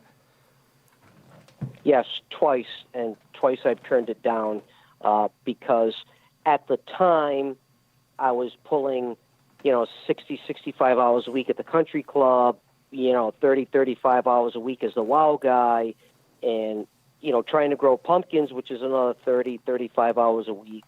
And it just wouldn't have worked at the time. Right. And, the pumpkin patch to me and working in the giant pumpkins, that's my quiet time. I mean, I have the Red Sox game on in the background when they're on. And I don't know how I would feel. And I've been on TV and had cameras and all that stuff, and I have no problem doing it. But I don't know how I'd feel, because when I'm out there and I'm going to spend the day out there and just come in and get a lunch or a cold drink after a beer, and I love it so much, I don't know if I want a producer or people following me around and a microphone on me. I know it potentially could blow my business up, but sometimes it's not all about, the mighty I mean, buck. I mean- I don't I mean, know. that's I for know. sure. No, There's an opportunity on the table. There's an opportunity on the table that I have to consider for next year that's similar to that. But I don't know. I value my quiet time out in that garden, just hearing the birds, and just into my own. I mean, I'm like really deep into it when I'm out there. And So. as someone who I mean, I haven't in quite some time, but that is, the film and audio and cinematography is what I went to school for. If someone is approaching you 9 times out of 10, Ron, you will have a significant amount of say. You would be able to come and say, look, this is how it's going down, or I'm not going to. And then, especially in your situation where you're like, I don't give a shit if it happens or not, at least that way you'd be able to know, here's my contract where I said, if I'm going inside, there's no cameras coming, there's no this, there's no that. These are the hours that you're able to film. It's a little bit tougher depending on what network you're working with. If it's a Viacom-owned thing and they all want, control over things. But... And I can attest to that, dude. I've seen some of these contracts. I literally had one of these TV companies give me a contract that said, we potentially gain rights to your likeness, dislikeness, image, products, services. That's wild. For the length of the universe, bro. That's insane. And I was like, no, what? Holy shit. That's a quick no. Quick no. But I mean, if they want you that bad and you say, here's my demands, here's what I need to do this, you might have somebody who is, especially if it's more of a smaller budget type Kids thing. trying to pitch a show. No, I don't give a shit. I don't know anybody. I'm just saying it's definitely. But we respect, and I know I respect where you're coming from too. That you don't want to turn something that you love into something that could potentially be now another stressor, another spectacle or a stressor. Right? Mm-hmm. Absolutely. Be the Pawn Stars of Yeah, pumpkins. like I said, I run a business now that kind of goes hand in hand with what I'm doing, but I don't let it affect my passion and my joy for growing giant pumpkins. Good. So I don't know. Good. Keep that. And that's what I mean. That's the way to do it. Yeah. If there's ever a possibility where you think I could potentially lose that if this happens, I think it's a no-brainer at that point. So It's a classic mistake that a lot of people Yes. do. Is they jump in one way and then they kind of lose the original thing that they were there for, and then they're like, oh, wait a the minute. essence of what got them there. That's Really. the whole reason I did this, especially when it's relaxed time. You know what I mean? Like you were saying, Yep. if you're out, because very rarely do you get to go in a room and relax, because usually you go in and there's like, gotta fix this, or gotta change that, or I gotta do this, or gotta do that. And you barely ever Gotta have time cut clones. to just sort of relax in your, or you just know there's too many things going on. There's too many bills and bullshit. even sleeping at that point becomes complicated because you don't have enough time. You're thinking about your pumpkins, or you're thinking about having to go to the country club, or you're thinking about cutting clones, or did you cut enough clones what color coordinated thing inside the cloner was my legend. Like you start thinking about all this stuff, and the more you pile on, like you said, it becomes a stressor. So maybe a show wouldn't be the best idea. We've come to it. I wish I had a little. I've had to learn to dial The things Adam Dunn back. show anyway. This is good enough, bro. This is it. This is the Ron Wallace show right now. We're on it. So, All right, well, hey, I'm just a squirrel trying to get a nut. I appreciate it. no, for sure. Like I said, we're gonna send as many people as we can your way. Yep. Especially when they have, mycorrhizal or things we know that you are specializing in, and get the right, get the message out. And I'd like to throw some of our powdered organic nutrients your way as well. You can try some shit out on some of your pumpkins and let us know your feedback. We can nerd out later on about it. Absolutely. If you guys need something for your gardens too, who's ever growing tomatoes, something like that, I got a new product I'm rolling out in the spring that I've been in field trials for a couple of years. It's just been doing fantastic circles. Right. Yeah, for sure. We'll definitely. yeah. We'll swap samples over here. Swap some samples. Swap some samples. So, all right. Well, cool, Ron. Thanks for calling in. And Keep doing what you're doing, bro. Keep doing it. I know we didn't dress up. We didn't dress up in costumes this year or anything. You haven't dressed up in costumes since we've done it at my house. Like years ago, bro. That happened once. Well, we had Ron on that show. Yeah, so- we did. That's right. That's right. so- Oh, shit. It's a reuniting. On for the sure. Halloween show every Yeah. year. But, hey, Exactly. I want to thank you guys for the support, and Adam, especially you. Thank you guys. I appreciate problem. I appreciate all the growers out there who've been so kind to me and so willing to let me into their homes and help them out a bit. It's been a very rewarding situation, not just from a financial standpoint, mostly from the network of the people that, they really care about each other and stuff. So I've enjoyed being a part of it. Yeah, for sure. And like I said, on the previous shows, if people want to listen back, you'll hear, we kind of talked a lot about the way things really just weirdly weave in and out of each other's thing. A lot of it, I mean, with your pumpkin situation, it's like other people looking at you like you're crazy, and with us, it's sort of like us kind of riding on a a kind of a weird half outlaw, half whatever.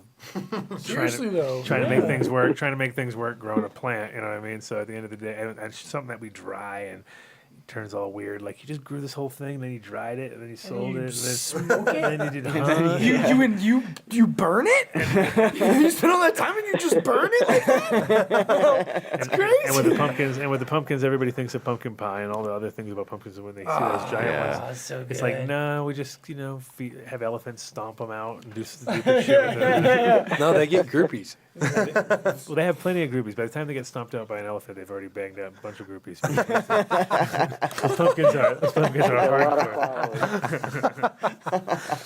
hardcore. Jesus, those pumpkins are bad. Yeah. Man. Those pumpkins, they do shit. Those pumpkins, they do work. Yeah, they do work. But before you go, that just makes me have to ask a question. Ron, have you ever had to come out in the middle of the night and kick anybody off your farm? What, for banging pumpkins? No, not for banging pumpkins for any reason. Well, I tell you, September this year, and I was I'm a light sleeper, so if I can hear a noise anyway. So I hear something. I'm like, what the hell is this? So sliding glass doors open, my bedroom on the deck, and I hear there's a car in my driveway, and there's two people talking. So I kind of yell out, "Hey, what's up?" And I could tell in a second they were both under the influence. And some guy goes, "Dude, I just wanted to show my girl the giant pumpkin that's over there, and I want to turn my lights on, but we didn't want to wake anybody up." I said, "Well, just come back during the daytime." 1:30. I said, "It's 1:30 in the morning." But then they came back a couple days later. This chick was pretty hot. So it was pretty funny, but... Hey, girl, you want to learn how to grow some pumpkins? Right. Now you knew what he was trying to pull moves on. You're like, I get it. You knew you like him. It was 1:30. They were. Look at that, man. People are trying to use you to seal a deal right there. Yeah. Yeah. All right, I showed you the pumpkins. Let's go bang in the car. That's pretty much what it was. He's like, if I show you, that's how it goes. If I show you a huge pumpkin. Anyways, guys, I'm gonna bounce. All right, thanks. Thank you very much. Thanks, Ron. Happy Halloween. Have a great holiday season, you guys. I appreciate it once again. Thank you very much. Thanks, Ron. Yeah. Thanks, brother. Take care, guys. Bye. Take care. I feel like this is the first time I've ever noticed his accent is that strong. Maybe because I didn't really pay attention. You're back before? in Philly because now you're back in Philly. That's you're all true, accent. man. Let me You're all tell you. tribal. Pick it up so often. You're all tribal. All and right, so shit. I haven't seen you in like 7 months. Do I sound? Yes. Yeah. Do I sound worse? Yeah, Fuck, worse. sounds worse. There's a lot of yes. Look. The East Coast rubs it Because off. here's the thing, and we'll talk about, because I guess we have some time now. We can talk about because the PA industry needs to be discussed. You guys need to hear some of the shit. It's really fucking interesting. But Oh, I'm sure. when you're back living in the city, I don't live in the suburbs anymore. When you're living in the city, if you don't talk like this, they fucking look at you funny. That you're like, we get the fuck. You get no one will take you seriously. No one's gonna It's treat literally you. idiocracy, bro. It's tough.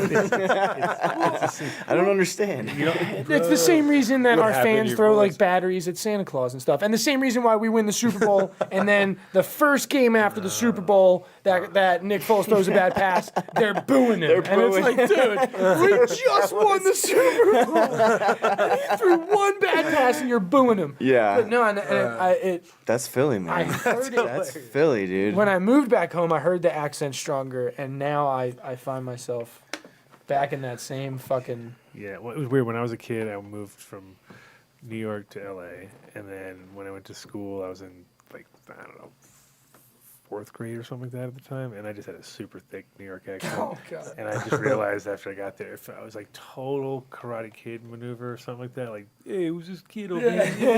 Hey. And I was like, oh, I gotta get rid of this fucking accent. Like, it was so bad. I was conscious about it. I was like, I got to stop. I got it. So then I got rid of it. Did any That's Karate funny. Kid shit happen? I'm sure back then people were probably totally. just nice to you, though, right? No, I had literally the. Somebody picked I- on you before your accent. I in had 4th like grade. I had like a literal What was his name? Asian kid. I had an Asian kid friend of mine that was had nunchucks and shit. And he would come, and he was older than me. He was about 5 years older than me. So he was outer. He was like not. He was like a super rich kid. And What are you doing in my town? and I had all of his. It was funny because he gave me all of his things that were too small for him that he had. Like they were like. His hand-me-downs? Yeah, pretty much. But Yeah. it was those The zip-up- uniform or whatever. Oh, his gi, pretty much. Yeah. No, the zip up fucking Bruce Lee shit. The fucking Yep. yellow and black. Zip up Bruce Lee shit. Yeah, the Someone's one gonna have piece. to show me a The picture. of Kill this. Bill shit. I had like the. Oh, okay. That, I was like, literally okay, I got killed. you. I was Jumpsuit, dressing up like- in that jumpsuit to school. I was wearing Oh, it to shit. school, and kids were picking on me. And then my friend just happened to show up. It was so funny because he pulls up. And he's like, "Hey, Adam, what's up?" And I'm like, "Oh, hey, what's up?" And then these kids are like looking at me, and they look over at my friend. He's all age, and they're like, "What? You fucking did karate over there?" And then the kid was like looking at him, and he pulls out some chucks and fucking goes. and then nobody fucked with me anymore. I swear to God. And then everyone thought I knew karate. He was your squirrel knew master nothing. right there. I knew nothing. I just had a suit, dude. I had a suit. I was like, "Hey, this is cool." And then all of a sudden, I was like, "Oh shit!" Everybody. I probably can't give you shouldn't. my fruit cocktail because then I won't get all my vitamins. Well, think about a kid in like 80. Think about a kid in like 1981 wearing one of those suits, going to school. Dude, I can't believe that they didn't just beat you up anyway. The straight up Kill Bill suit. No, yeah, exactly. so funny. I rocked it hard. I was just like, whatever. I don't give a shit. But I used to wear it. I used to wear it when I drove my go kart, and then I drove my go kart all around Westwood. And You think around Ace that. has pictures of this somewhere? I have pictures of the jumpsuit. Yes. I have pictures of me riding my mongoose bike, doing a jump off a curb, wearing the suit, like, on a Polaroid. Oh my God. On a That's Polaroid fucking somewhere. classic. It's pretty classic. It's like it's all old school shit. You're like old school. It was the mongoose. about it. It was the mongoose with the fucking spider web, stupid aluminum fucking rim things that were like way heavy. And Is you're there like, something written in a Sharpie under the Polaroid? no, it's not. Fucking perfect. Adam I had jumps Star Wars. bike, I had, 1981. no, you know what I had was What a champion. No, what I did have on some of the pictures, which are actually older when I'm even younger, I have the on the side of a watch. I had these little stickers that came for a Star Wars watch, and I put them at the bottom of each picture. So I had like a land speeder, fucking R2D2. So that was like, that was my Those stickers are vintage now, bro. total vintage, bro. Worth Those are worth bank. more than the actual anything else. Like, that sticker, bro. Look at that. It comes off a Casio watch from a Star Wars watch. What? Shit, someone just reminded me the What? last Ah, time shit. Ron was on, I fell asleep. That's And the nitrogen episode. The picture is literally like, I remember that. oh man. I remember it. I totally remember it. I That's remember it. terrible. And I was thinking about that on the drive over. I was like, I think that's this episode that he fell asleep, the kid. I went through a lot of phases. Faux 20 fell asleep 2 episodes ago. Faux 20, yeah, right in that chair. Yeah. Right in Really? that chair Straight right there. passed Yeah, out. straight passed out. It's a thing that happens on that. It's always like chairs. You always have to. You don't fall asleep like this. Well, my voice is really boring too, so you get the monotone. Well, you're just you're very monotone. Well, it was in the middle of it. It was Ray Morano. Yeah, that's the name. That's It the was name. Morano, yeah. it was crazy because he fell asleep in the middle of like the 4-person tirade that was happening too. So like it wasn't like a mellow moment that we were on some long dialogue. It was like we were engaged in a heavy white noise, conversation, yeah. and he just well, down and out. it makes me wonder, and I feel like the industry is getting worse with it. And I haven't really noticed on the East Coast yet, but it's still small. But I still remember like throwing the shows in the hotel on the Mission Inn and open up the freaking door, and there's chicks in there fucking blowing lines off some dude's fucking cannabis cup thing and all this crazy shit. I missed all that. Where did this? Brittany and I were there, my wife, and it was the second time we went down, and it was the third place winner for some fucking random extract that no one had ever heard of, and still has not heard of since. And we like opened up the door, and she's like, "Is that cocaine?" And I was like, "Yep, yeah, that guy's." And he literally had it like on his fucking little third place medal. Oh my god! It is stamped on. He had just won. Literally just one. Just immediately ruined his cannabis. It was so bad. It was that time that the dude from that was like claiming he owns all of Jimi Hendrix, right? These are the details that the kid remembers. Remember? The guy who was like, I own Jimi Hendrix names, and here's these macaroons. I ate like 50 macaroons and was fucking fine. Yeah, and I know. But I still show people that video though. It's still there. I know. It's like the only that video we video ever is posted. fucking insane. People still are like, "Oh, what happens when you eat a lot?" I sound like this. This is what happens. The reason I was hoping you were going to be here longer because we would get the 5280 bar made and we'd be done with it. Oh my god, you trying to get me divorced again? My wife hated that concept. Okay, let's see all the concepts my wife hated. 5280 bar, the Pavlov bracelet. So you're gonna get nerve damage. I'm like, but it's for a good cause. We switch it up. We got wouldn't go that to the was same when we were spot. doing it for. What was that one? We were raising. Noah needed like R.I.P. Noah. He needed like $120 donation to like round off his doctor's bill or something. So I was like, every time you donate $1, I'll put this Pavlov bracelet on. And Pavlov bracelet is a shock bracelet that you can set up. But people then started donating $1 in fucking penny increments. And you can do different levels. And because you couldn't separate. It was just donation shock. So they would put up $1 or $10, but they do it in pennies. It was a good show. It was a good bad, show. Man. I would go back and listen to that if I were you. Those are the ones that I was. There's a few episodes that I'm like, I would actually watch that. Yeah. So your girl's like, you're gonna get nerve damage. Yeah. So my wife's like, you're gonna get nerve damage. I told her, I'm like, you're probably right. We said we'd do it on your taint. Remember that was going to be the big thing. That was shocker. yeah. Taint shocker for the big money. For the big money. Put it on like anything over $100 would do the taint shocker. Yeah. Put it on like a dog collar. Activate the second shocker. But I mean, I think fucking that thing hurt. It was definitely no joke. I will do that show all day long. And we were talking about telethon, right? A telethon? Oh yeah. That's gnarly. We should because then we were broadcast from multiple locations. You guys are able to get an hour off. I can do an hour from an East Coast location. Marathon of some sort. Yeah, we were going to do a 10-hour marathon with somebody, but we decided that would have been too much work. So now we're going to do it maybe as an actual fundraiser. Because right now, see, the thing is we're on a runway right now. Like what kind of runway? Like there's a runway behind here. Yeah, but we have nothing to go off this runway. Like so on the catwalk. So we're going for on the catwalk runway. Or like the PJ, like for planes, like a plane runway. Adam Dunn show jet. I think PJ. Yeah, PJ time. It will be. It could be. I think it's gonna be remote control. So that's stage one. It's just it's just kind of either way. I can't believe you don't have a drone yet. Dude, I've crashed a bunch. I haven't really got good ones. We've had You've multiple crashed drones. drones? Yes. Little ones. Just Little little shitty ones. ones. They're the fucking ones that are in your pocket. They're meant to crash. I know. The nice ones are fun. The thing is that I know I'll get in trouble, so I'm just.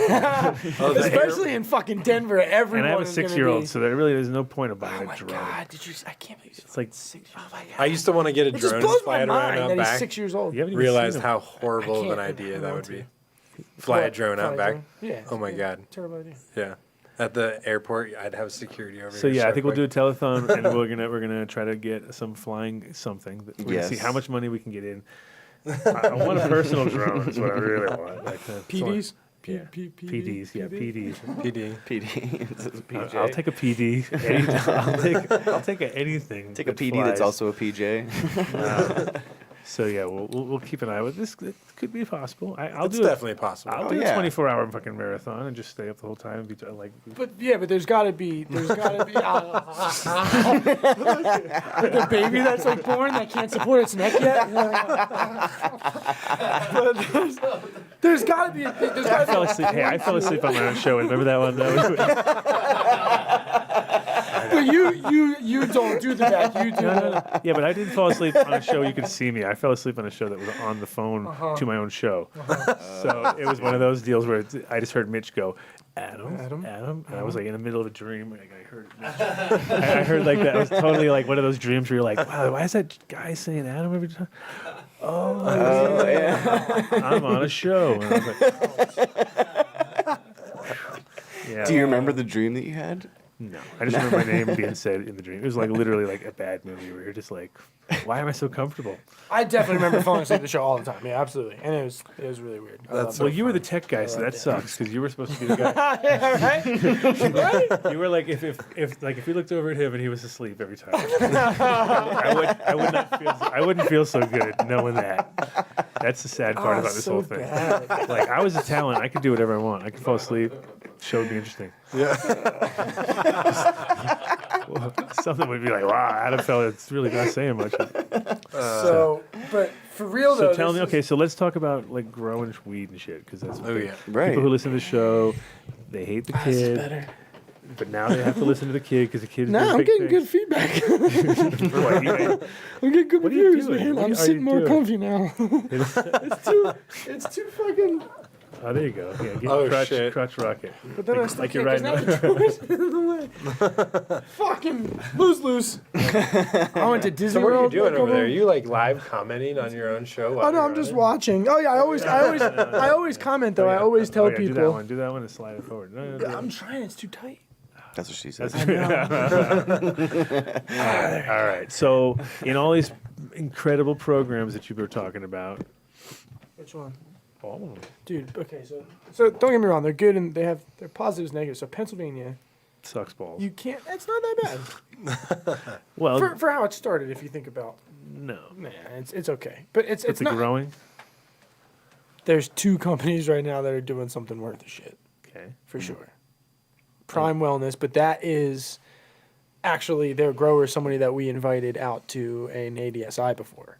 Oh, Somebody named Brandon, and they actually That are. narrows it down to like all of them. Half For of them. sure. They're almost half They're named owned by Brandon. Acreage Holdings, though, and Kind Bill and Rye Pritchard both just signed over to Acreage Holdings. So, and then you have Terrapin, which is, as everyone knows, it's literally the exact same as what you can buy here from Terrapin. It's like it's exactly the fucking same. Well, gotta get them in for consistency. Moxie, fucking robbing people, What? dude. $50 for a half gram. They want $100 a gram for Moxie, like fucking for that. Not even that. Like just regular fucking live wax, $100 for Moxie. But then you have Cresco, like Matt, the guy who was working with me. He runs for Cresco now, and they have standard live sugar for $60, $65. Which in a new market, I just don't think that that's that bad. In a brand new market, and it's fucking fire. It's not like they're running garbage. That live sugar I can buy in Pennsylvania right now is bomb, and it's $65 a gram. People say no, it's $100 a gram, and I say, well, if you buy Moxie, you're stupid. So, but no, I mean you can't vape, you can't combust. It's only vaporization. But they're not like condoning dabbing, really. Like Well, dabbing is combustion or Sublimation. vaporization. It's a form of- sublimation. But they'll allow me to Sublimating over here. put. They'll allow you to put a raw concentrate on a red hot fucking coil. Right. They want you to As they slowly shouldn't, heat as it they up shouldn't, they should let it and- cool yeah. Combustion. Yeah, It gets exactly. red hot. It's like 900 degrees. You tell them you got skills, buddy. You say, I'm gonna let it cool down. timer out. And that's the thing. It's not like they're saying like they're not telling you can't. They're just telling like so we have to go No through red the hot Department coils. of Health for every ancillary device that we sell. So vaporizers, things like that. So I have to get it approved before I can put it in my shop. Like they won't even approve the Puffco Peak. They won't approve anything that looks like a dabbing device. Now, I can go to the head shop right down the street and go buy a rig, and they're not going to arrest you. But there's definitely been cases where people have gotten arrested for having that because the police don't know any. The police are still uneducated. It's That have terrible. no idea what it. They're like looking at it and they're like, "You're smoking." People getting pulled over with their, so the rules are it used to be here. You have to have your receipt and you have to have your labels, which like it technically still is here. If you go out and buy a fucking an eighth of weed and you dump it in a baggie and you get pulled over, that you're technically breaking the law. Absolutely. As soon as you break that seal that first time, you have to bring that container with you. You can't put it in something else. But no one here's gonna you get pulled over with a bag of weed. No one's gonna give you shit. shit. Yeah. Pennsylvania, they are. I mean, they will arrest you, they will put you in the back of the car, and they will charge you with possession, regardless of whether Possession you're of non-corporate weed. pretty much. You're going In a down, not home pretty setting. much. So it's We didn't get our tax money on that. It's tough. Oh yeah, we did. Yeah, but so it's competitive. There was only 12 licenses to cultivate and extract, and then 12 licenses with dispensaries that can all have 3 locations. But now there's another 12 grow extraction facilities that are coming on board, so there'll be 24 of those, and then they'll issue another 12 dispensary licenses in January. So How about cultivation? Any new cultivation licenses? Yeah, 12. So they have 12 originally, and they put out 12 cultivations. The cultivation and extraction is one license in Pennsylvania. So you just get the cultivation extraction license, but we're forced to use fucking MJ Freeway, which is a fucking disaster of a tracking program compared to Metric. Disaster. It's a shame because it really could work well, but it's not. So you have grow and storefront. So but they're technically they put a limit on vertical licenses. Really? So they're only issuing X amount of vertical licenses, but we just put in our grow license under a separate name, separate entity. So technically, yes, my partners own KCIW, the Keystone Center of Integrative Wellness, which will just now be changed to Perea dispensaries or whatever. So Perea is the name of the grow and the extraction lab. Perea is like a Greek word for pretty much a smoking circle. People who come together and share mutual ideals, life experiences, fucking information that they both appreciate. So it's a fucking smoking circle. So it was fucking perfect. Like Perea sounds cool. We had to make it kind of sound a little medical for our application. So, but we got a great logo to go along with it, and it really works out. So Nice. They really want. Pariah. It's not pariah. Perea. I don't know. You're Greek, bro. Aren't you? So ask Ace. She'll know. She'll be like, "What are you talking What are we about?" fucking talking about, dude? The kid wanted to know. So we entered. We got the dispensary in round 1. They got the dispensary before I joined in round 1, and then I joined to help write the grow process application, and then we were awarded that August 1st of this year. Nice. Congratulations. So, Thank nice. You're less than a couple months. Yeah, we're like super. Nice. We haven't even broke. We break ground Congrats. Denver. We're hoping. Denver, December. We're hoping. Denver? So you said they. Yeah.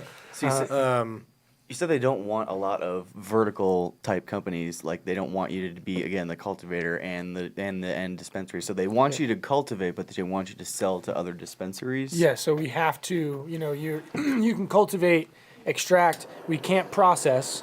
So I can't take, Cresco Yeltra as a company, for example. I can't take Cresco's flower and run it in my facility. I can't do that. So I can only grow and extract everything in my facility, make my own product, but then I have to distribute it to every dispensary. Got it.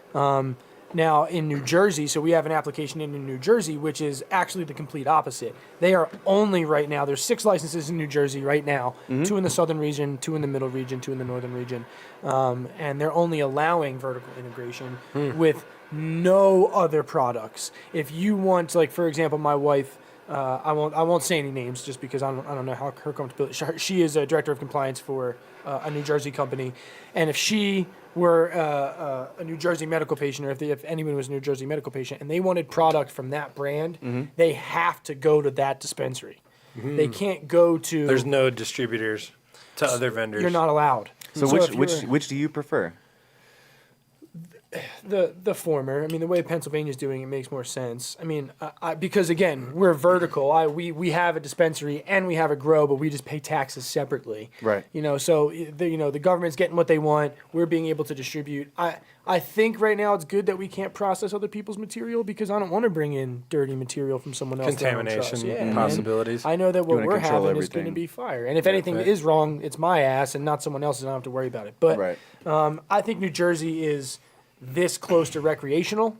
So I think these last 6 licenses where it's only vertical, again, you grow, extract, and put on the shelves your own product. So if you're in the northern region, but someone lives in the southern region, they want your product, they have to drive to the northern region. Right. Right. Which is in a way, kind of cool, but it's also not that cool because people aren't going to make that drive. Yeah. Medical patients, especially the ones in New Jersey, there's like 30,000 patients there, and they're not going to make Isn't that it weird drive. how like Canada it's all mail order and you know, Seriously. here we're like oh Yep. Gotta go through drive. the storefront. So, It's gotta be all blacked out windows. Right. Don't let anybody see what's going on Yep. here. They've been shipping for so long. I have to even get my T-shirts approved. So, like, I can't do any advertising in Pennsylvania. If I want to get shirts, I have to give them out off of the premises. They have to be available to anybody, medical patient or not. And then I actually have to send the design to the Department of Health and have them say, yeah, this is okay. They did shit like that here in Denver too a couple years ago. My buddy, 14 in 2014, he had the Department of Health show up and they were like, "Your sign is 9 inches too tall," or some Right, crazy, what the fuck, dude? silly That's- number. You It's know, insane. And I mean, and I get certain parts of it. I get they don't want big billboards that Right. like medical fucking weed with pot leaves all over it.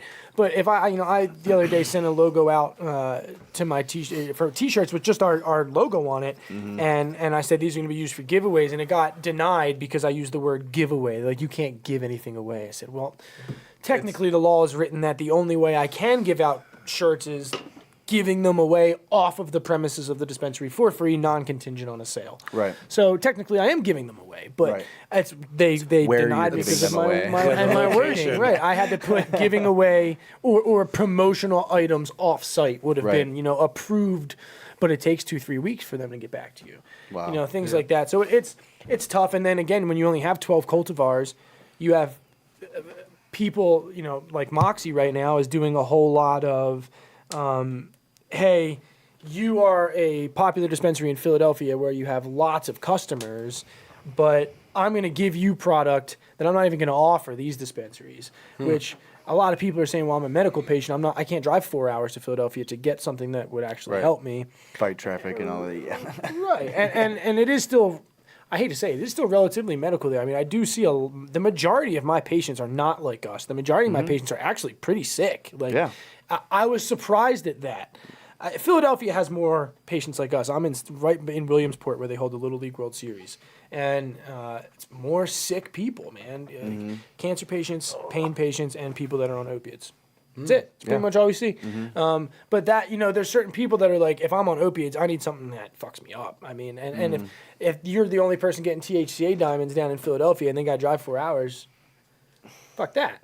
Yeah. So there's people that are playing favorites now and saying, well, they're getting this and you get offered this fucking swag ass shit. And that fucking sucks. That's ridiculous. Or there's people that are just saying, here is what you get, take it or leave it, and then that's it. And the majority of it's that's so unfair because I mean tough. just because you don't live in a central location, basically what you're saying there is just because you don't live in Philly, you're not going to get anything worth anything. You get the scraps that everybody else doesn't want, and that's that's because the completely patient base is unfair. bigger in Philly. So they're just saying, Yeah. well, technically I'm getting it in more patients' hands. Yes, but you're also you're giving dispensary A 200 grams and giving me 0. I only need 40. If you take 200 away from them and they still have 160 grams and you give me 40, my patients are stoked with 40. Yeah. The difference between 160 and 200 isn't going to make or break this shop. Right. So, and then they try and play me like I don't know what I'm talking about when it comes to bag. Oh, well, it's a small run. Like, I know what testing costs. You're not going to fucking make 100 grams of something because that's not cost efficient. You would lose money as a business to do that. Yeah. I know that you sent a half a fucking pound of shatter to them and I got dick. You know, and that's lame. And that's why I'm really excited to get up and running because now the way I'm going to do it is I'm going to announce my drop dates. And every day at midnight, if you know fucking the 21st is going to be when my new product is released, you better check your fucking email at midnight on the 21st. First come, first served to every dispensary in the state. You all get the same email at the same time with the same product list, and you go online.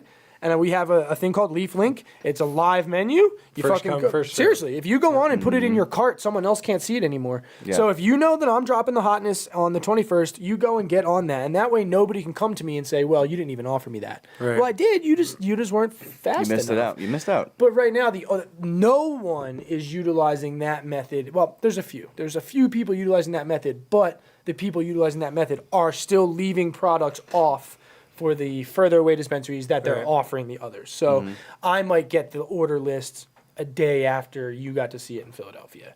So I go down and I see, oh man, okay, they have this strain here. And by that time, varieties already ran out. picked Right. clean. And they're limiting Cherry picked. the flower. You can buy it by the gram or you can buy it by the eighth. That's it. You know, they said they were going to then increase to quarters and ounces if they saw people buying multiple eighths, which people do all the time. But then it becomes down to the thing of our dispensary is in an area where the What's the limit per day? exorbitant. The pharmacist sets it. Like my limit a month is 60,000 milligrams, but I could have my pharmacist set it at 200,000 milligrams.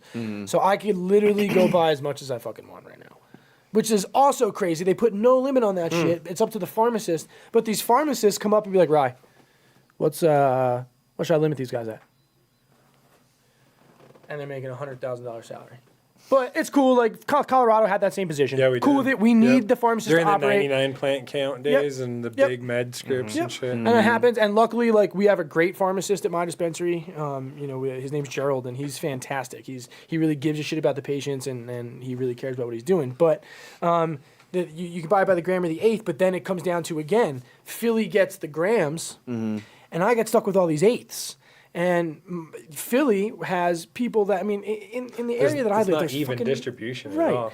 There's you could go 2 blocks and it's the slums. You know, I'm in fucking North Philly, and then 2 minutes up the other way, and you're in fucking like baller ass mansions, baller mansions. So Philadelphia people are a little bit higher income than where I'm at. Where we're at is like almost a Section 8, place. It's called an Act 47 in Pennsylvania. We're not in an Act 47, but there's a few of them around our area. And actually where our grow is an Act 47. We got bonus points for putting it in a distressed area to help bring taxes back. But the dispensary is in a shit spot. Is that the robbery that's going on in your phone right now? I can see it breaking in? No. Oh, okay. No. But the So what's people the up there like, can't afford eighths, so I like get no grams. So say that you're just walked out of the dispensary and you bought 25 eighths or whatever it is. Like what is like, and a cop walks up to you. What is the actual like how much you can hold on you as a person? Everything I have. Everything you have, no questions asked. As long as I have the receipt and all of the labels and the appropriate packaging. Interesting. So if now granted, That's how it was in Denver too. I'm going to be straight. You're probably going to get arrested. I mean, because I've heard people getting arrested a lot in Pennsylvania from cops that still just uneducated they don't know any cops. better, right? You know, they think that they know what they're talking about, but and I will say, So 9 times out of 10, those people also have something that isn't allowed in the program, whether it's packaging from another state or weed in a baggie, something like that. So, they're getting caught with the shit that they're allowed to have and their fucking receipts and the labels, but then they have shit that they shouldn't have. But if you were to get caught with a receipt, right? that doesn't happen. But if you got caught with a Everybody's receipt, compliant. your receipt, your med card, your packaging, and the labels that go with it, and you got arrested, and you had a good lawyer, you'd be able to fight that, you'd win. Yeah, the state, you could probably reach out to the governor even and say, hey, look, this is what happened there. The state is, I will give the state credit. They are working really hard to make sure that this is not something that's frowned upon, Right. but they're taking a lot of fucking liberties. Again, why the fuck should I have to ask you what my t-shirts look like? Like, if you put And a where rule- I have to give them away. Right. If you put a rule, I get I can't sell shirts. I can't sell things that aren't a medical product. Okay, I get that. Or you can even put in, no visible marijuana leaves in advertising. Fine. Okay, that's very clear. It's very cut and dry. But I can't have a T-shirt with my fucking logo on it because I used the wrong words. I used the wrong words in my request to approve this, which took 3 weeks to get back. And the event was today. So especially for our breast cancer month, we got pink shirts. Yeah. You know how fucking long it's impossible to get that shit done. So Pennsylvania is a lot of people doing now doing it and asking for forgiveness later is what a lot of these companies are doing. Interesting. Not that Good that's old what we're fashioned doing. way. Yeah. It's and, The good old fashioned. I mean, that was the Dutch way. That was what we used to do. right? Just ask for What? forgiveness You later. can't do this? But I they're- didn't even know.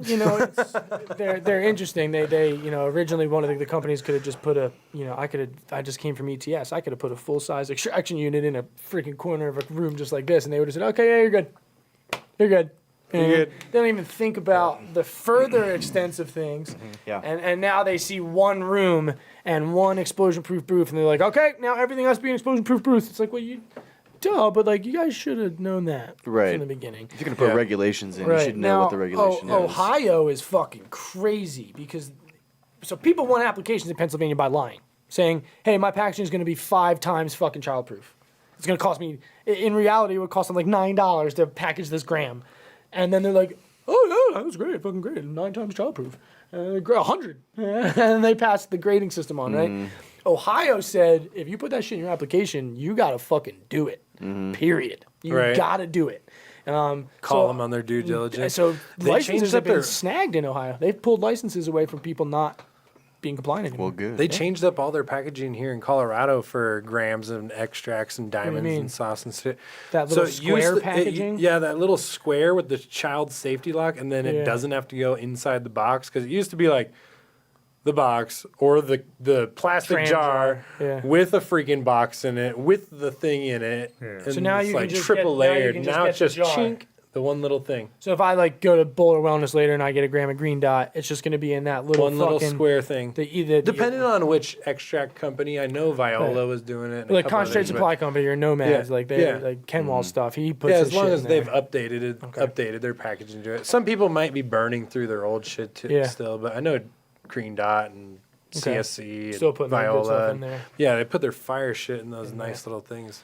Yeah, Makes I mean, it easy. it's interesting because now Ohio did dispensary, grow, and extraction, separate licenses, and different tiers. So there's one that's the tier 1, which has 24,000 square foot of flowering canopy. Correct. Ohio is That's tier your 2. spot? No, so that they got the tier 2. That I honestly, and this is just my opinion, I think the people that did a tier 1 license and try to grow that for Ohio are going to go out of business because they're going to put a shit ton of money into something and the demand's not there yet.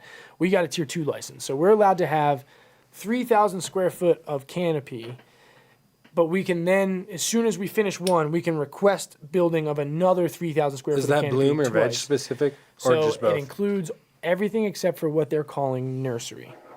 But since my rooms have What are deep- they defining as plant height for nursery? They're not. They're- It's just okay. what we're calling it, right? So and in metric, they're using metric just like here. So technically, when I make my plant and I put it in as a clone, I can put it in as a clone, have a tag. I would just keep it as a clone until it's ready to go into veg. And when it's ready to go into veg, I would technically put it in my flower room, but I'll leave my ceramic metal halides on in my flower room just for a day and just be able to say, oh, it was in veg for a day. And then I'll swip it over. Say, oh, well, my clones in my nursery grow just fine. I only need to veg them for a day because they're going to stretch in flower.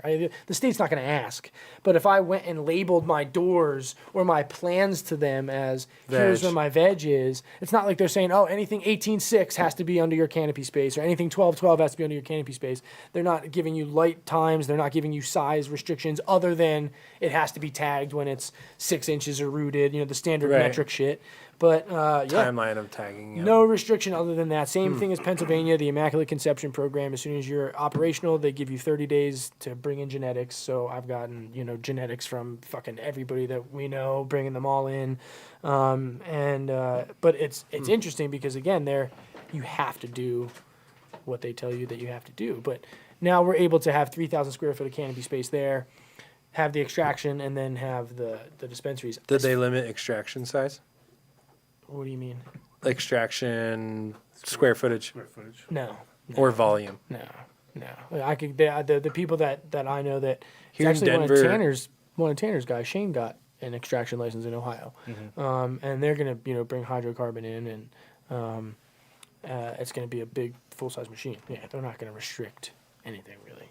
Here in Denver, if you run anything over X number of liters, I don't know the liters offhand for ethanol extraction, you have to have like 2 separate facilities and 2 separate like exhaust systems and Right, all sorts of crazy shit. And then you go to Tennessee and they're like, "Yeah, $500, we don't give a fuck. Do what Yep, you want." do And I was whatever like, the fuck you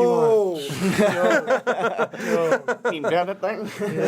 It's I was like, fucking- "Yeah, that's what I'm talking crazy, about." man. It's crazy how all the states are so different. and but Have they're all going to certain end up in the same similarities, spot. but then completely different. in Completely other different, ways. and it blows my mind. But I mean, I think that Ohio's going to do pretty well. I think because they didn't allow that massive, monopoly structure to set up. Well, and then the other native thing is foods. names unsaid, obviously mega agriculture companies in Ohio that obviously are behind some of these bills and some of these other things. And they got serious money. Yeah. Serious A money. lot of money, potato money. You know what I'm saying? Or something, anything, you know, a lot of the owner of the Ohio company, he has acres of soybeans. Oh yeah. So he's got a farm. Soybeans, man. He's lived there. Grafton, Ohio. He's lived there his whole life. They just lost that huge China deal with the soybeans to like 160 billion or some bullshit. So what? The soybeans are going out. Really? He's gonna be broke. Yeah. That guy's gonna be broke, bro. Well, thank God he's got a big old wheat facility coming. Oh, into he's play, huh? going good. He's like, I switched from soybeans to cannabis. Why did I do it? But no, it's you know the both industries are interesting. I think Pennsylvania is heading the right way. It's just there's so many fucking clown ass motherfuckers in Pennsylvania bitching about and it's mostly a lot of them. You're starting wars. You have to go home. Don't people forget know who you're I'm going- talking about. People know. There's people that complain about pricing. That's the thing. It's what happens and I only get like this because it's been hostile the past couple of days on the Instagram. Someone's calling. They're in. calling already. They're pissed. Instantly. talk about my That's how steak? fast Instagram works right there. Hey, welcome to the Adam Dunn Show. Who do we got? Hello. Hola. Nothing. I feel like I can hear it though. There's a little bit more of. Breathing like an echoiness. Hello. Nobody's there. Nobody's there. No. All right, word, homie. The call's actually coming from inside the house. But people just bitching about price, and it's just uneducated people are trying to, or uneducated people are trying to share and spread information that's inaccurate. So that's weed game Never since happened. 101. It's a shame because it's such a new industry in Pennsylvania that people are believing the first thing they fucking read. Oh, yeah. So you have people here posting pictures of fucking $11 grams and $14 eighths that they bought, at the fucking dab, and then they're like, Pennsylvania needs to step their game up. Well, dude. You just bought swag, first off. Yeah. Second off, that fucking program is a decade old, and this one is 6 months old. How do you expect them to be the same? Same dude? Oh, shit. I just want to talk to you. Welcome to the Adam Dunn Show. Yo, what up? Can you guys hear me? There it is. Now we hear you. What's happening? Who's that? You hear Well, me? I can't hear you guys, but No. I tried to ask in the comments if Adam could talk about the mail used for. Mail used for. Mail used for. I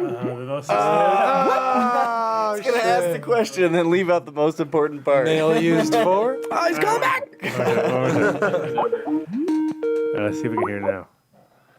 Maybe now we can hear each other. Hello. You hear us now? Hello? Adam Dunn Show, you're on the air? Yeah, I'd like to know about the mail that you used to make. Just say it. Just go for it, bro. Just go for it. Just put the strain into the comments. So close. I wonder what's going on. All right. Yeah, weird. It's his phone, Something probably. about a mail used for something. We got most of it. We just need to They're just call. talking about the G13 back cross used for the MK Ultra or something like that. Oh, we were on that last show almost a little bit. Yeah. Tiny bit. Yeah, I forgot what they were asking though. My phone died, or I'd pull up the chat. I guess before 420 interrupted. There's an outlet. The G13 part, yeah. That's what they were asking about, right? Yeah, they wanted to know specifically about the back cross. Yeah, it was the Pacific, reverse Pacific is what it was. Yeah. Of the G13. I didn't even think about it. Who can get me the Ohio lemon G cut?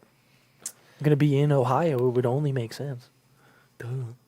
I'm not bringing cuts though. I need. Here we go. Oh my Hey! Fifth time's a charm. All right, let's see what we got. Yo, now. Hey, so I tried to rewatch it, and I can see that you guys can't hear me, and I can't hear you, but I don't know. How We about can hear you now? now. We How can about hear you How now. about For MK Ultra regular seeds. I heard Heavy Days had asked that it was a G13 BX3. Yeah. I was wondering if I could talk about the initial outcross to make the BX3. Okay. Thanks, guys. We got. Can he hear us? Can you hear us? still? Oh, I don't know why. I don't know why you can't hear. That's weird. because nobody else had that problem. Nobody. Yeah, we've had other. An hour-long conversation with Ron. Right. So the G13 that came to Amsterdam, I got it from Oregon, from a guy from Oregon, and it was like part of a kind of a cluster pack that I had of a few things, and it was by far the easiest one to like once because it was the first thing that we kind of played with the colloidal silver, and were you guys fucking with STS back then at all? mostly Colloidal silver, just with the little fucking things and making my own, like heating up the fucking little piece of silver in the water overnight, with like heating it up and putting electricity to it. Come wake up in the morning, it's got a little film on the top, and then take that and dilute it down and kind of use that. But we tried colchicine before that, and the colchicine scared the fuck out of me. Have you ever tried kelp? No. Supposedly high levels of ascophyllum nodes, some vitamin B ones, and all the cytokines and auxins trigger seed development.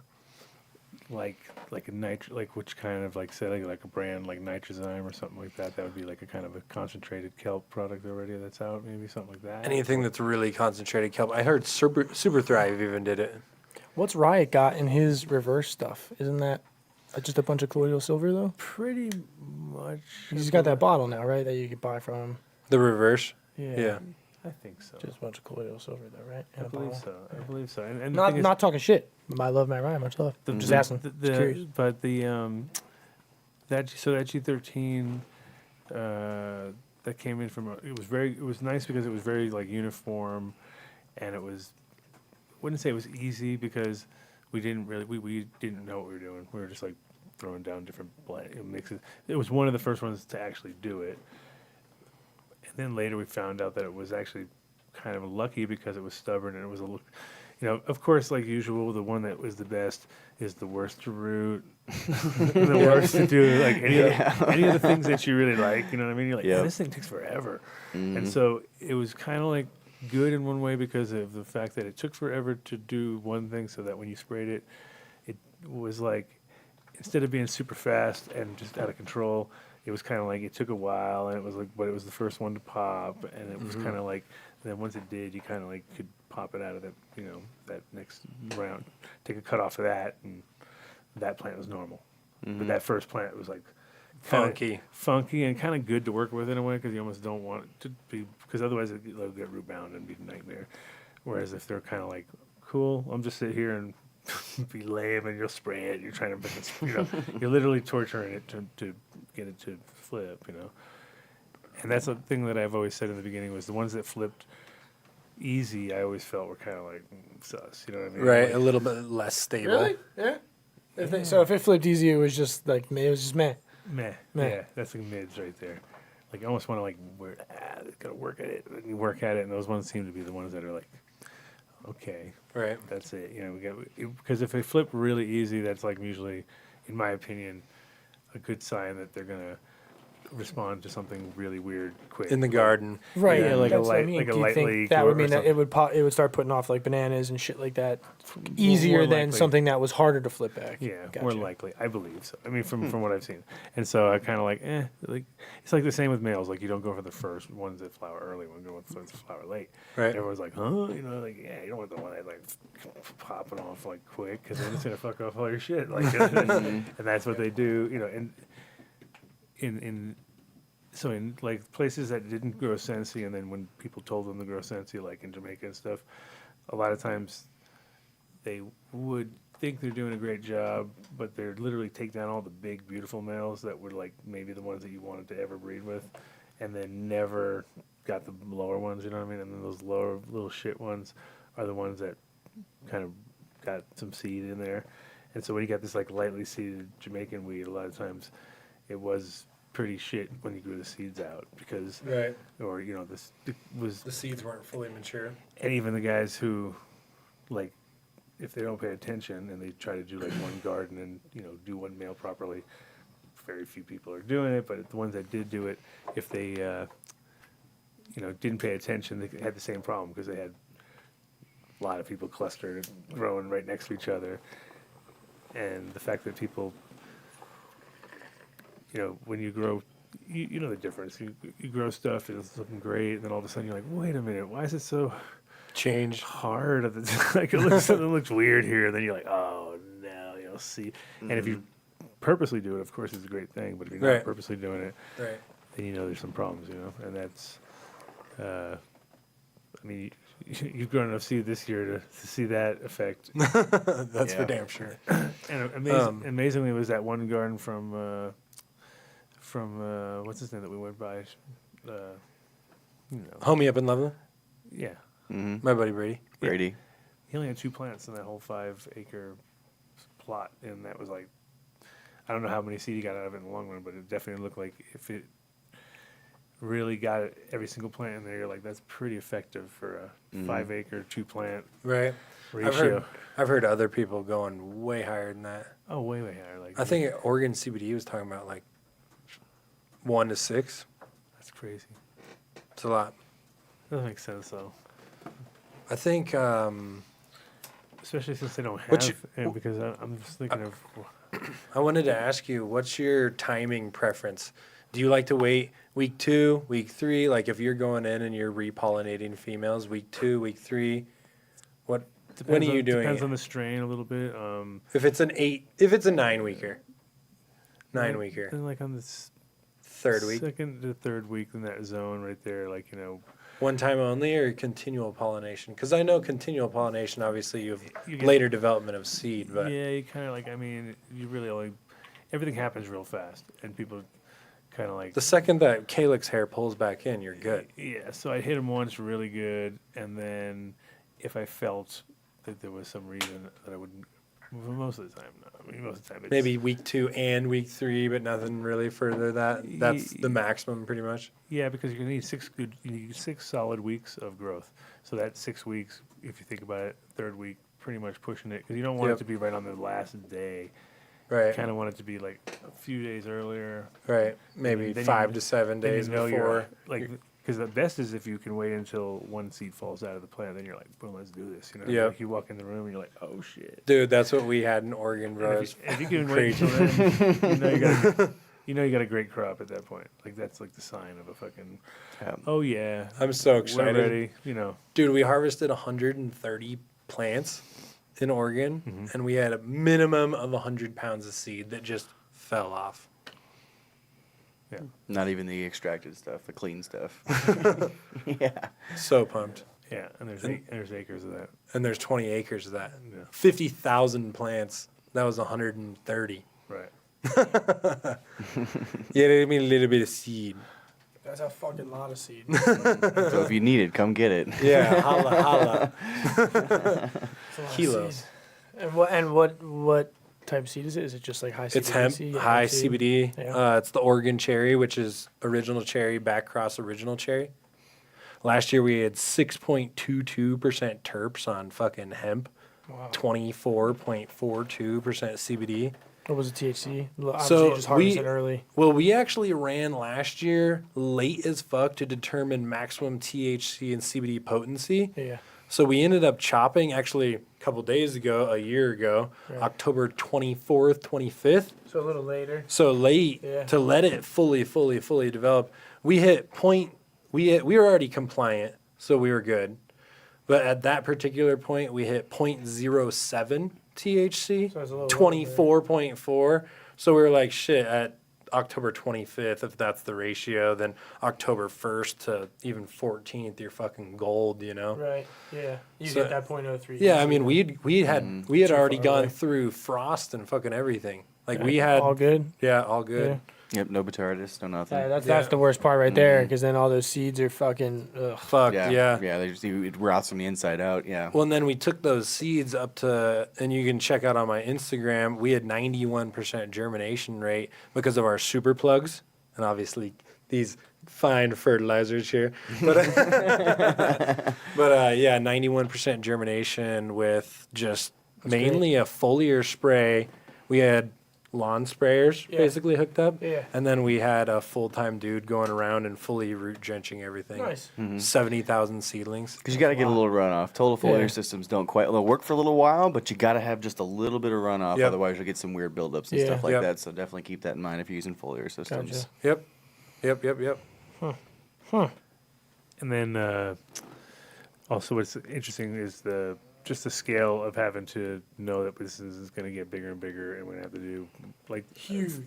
Much better to get seeds, and in my opinion, and I think yours also, I'd rather do the work in the beginning and do my own selection. Exactly. And that way there's some human connection, and then they go out to because the thing is, if you just sort of like think you can just push a button and it's going to work, it's not.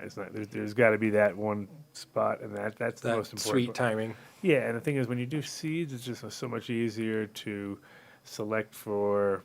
Like right away, you can already see which ones you like. Take out those little, 2-3% or whatever in the beginning. Right. That way, you cull those before they needed to be, and then next phase, you can kind of do your sexing, and you can kind of then do that. Like everyone gets all confused, but it's just like just flip for a few days. Yep. Flip it back. How long do you like to flip?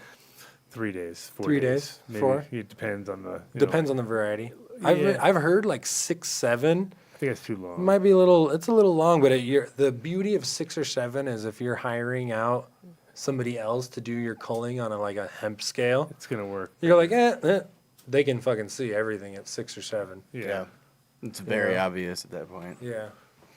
But then after the flip back, how long are you talking about? Because what we saw was 6 or 7 again, 6 or 7 on the flip. Yeah. After the flip until no funk, no funkiness, No weird growth. no weird twisting or one leafers or whatever the fuck. Because that's always like just gotta figure that out. And, Yep. And that's your next call. So at that point, you're like 10 to 14 for germination, 6 to 7 on flip, and then 6 to 7 more on back to flip. Yeah. So what is that? I'm too high to do 12, proper 12 to math. 14 days, basically 2 weeks. Yeah. From flip. From flip. First flip. So you're like 21 days total or some shit like that, and you've got your entire crop sexed in 50 cell trays instead of in the field, which is fucking money. And you don't have, and again, like we said, we're not talking about any of the Claudio Silver or anything like that. It's just you get the highest potential Natural. for the highest natural selection of what you actually want into your field that way. And like you say, you get that personal connection with the plants. It's really important, It's a high yielding crop if you let it be. It's a performance crop if you let it be. Like this idea that hemp is just something you set it and forget it.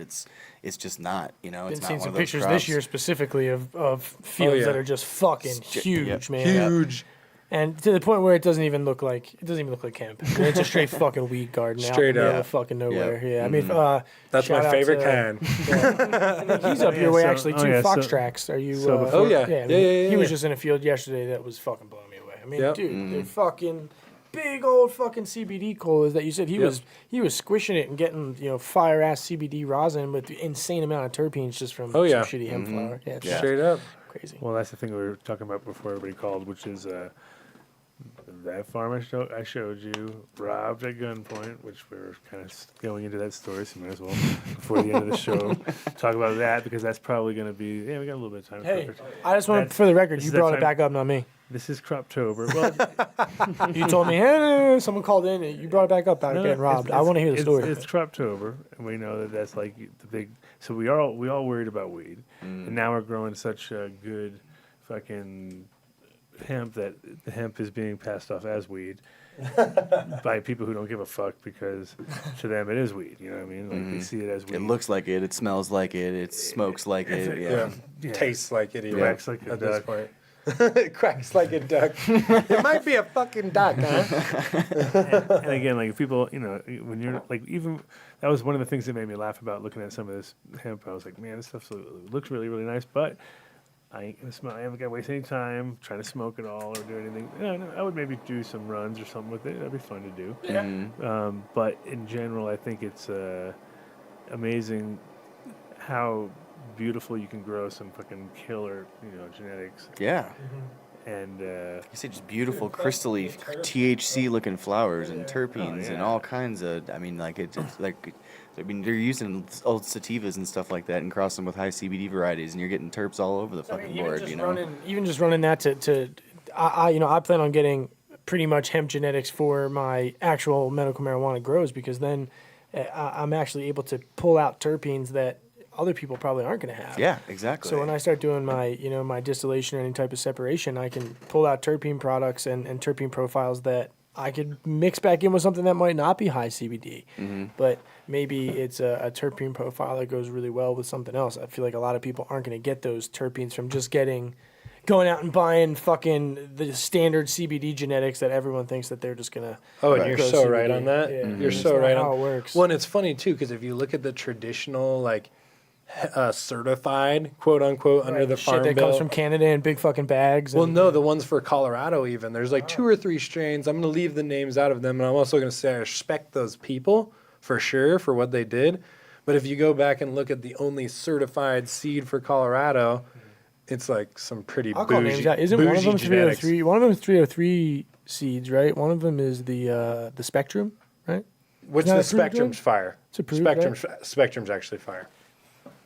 That's the only one I know that's 100. That's the only one that I'm 100% aware of is the Spectrum. Auto 2. Yeah. I've got respect for it, but it looks like some like ditchweed. It looks like traditional hemp. Yeah. That's the thing. They definitely nailed it on some of those. Like that, we already talked about it on the last couple shows, but the Oregon CBD guys nailed it on the profiles with some of the flavors there. And then I've got some other stuff that's I've heard of. Well, the stuff that again that Abacus was fucking smelled like fire OG. Like, where you were But like, it was a CBD plant? Yeah, high Get the fuck CBD. outta Yeah, here. oh Fire. man, like it's like it was OG. just straight up traditional. Just that. Like I drove that- up to the fucking lab and was like, "What the hell are we doing here?" And I was like, all of a sudden, I was like, "Huh?" Wait, we're doing CBD right now, That's awesome. and there's gas in the room. And I've heard of some other people that were doing some. They did a Jack and Q-tip. Jack and an OG, all high CBD, low T, like able to be the same deal. Dude, and autos. That cherry was fucking ridiculous too. The cherry, the original cherry, flamethrower. We were seeing gas and terps and fruit. It's fire. And what about two stuff like the Shirley Temple and things like that?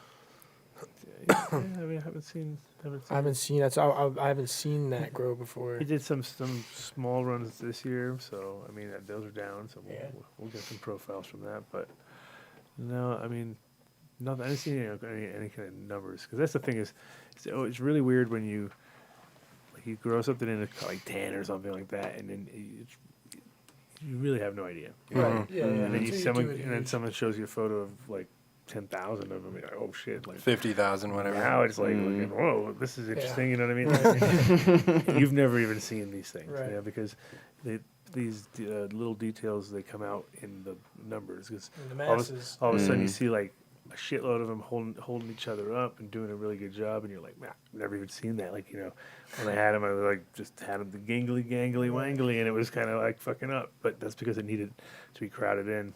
To grow right, you know what I mean? And then all of a sudden you're like, oh, we got a winner for that. And you always end up with one, like one is just wants to grow short. So you're like, it's that perfect one for the guys who have LEDs or short ceilings or whatever the fuck they have. And so that's the beauty of growing from seed in the first place, which we were talking about earlier.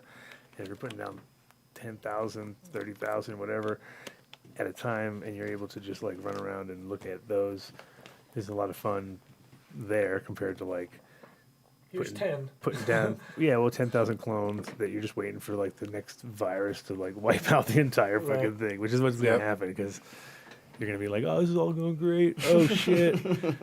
Oh, I got something in the tanks. And what happened? A fucking squirrel died, Like, what? And it killed everything. It's like, yep, squirrel died in the tank. They're like, no, that does not what happened. Like, I'll all your plants will.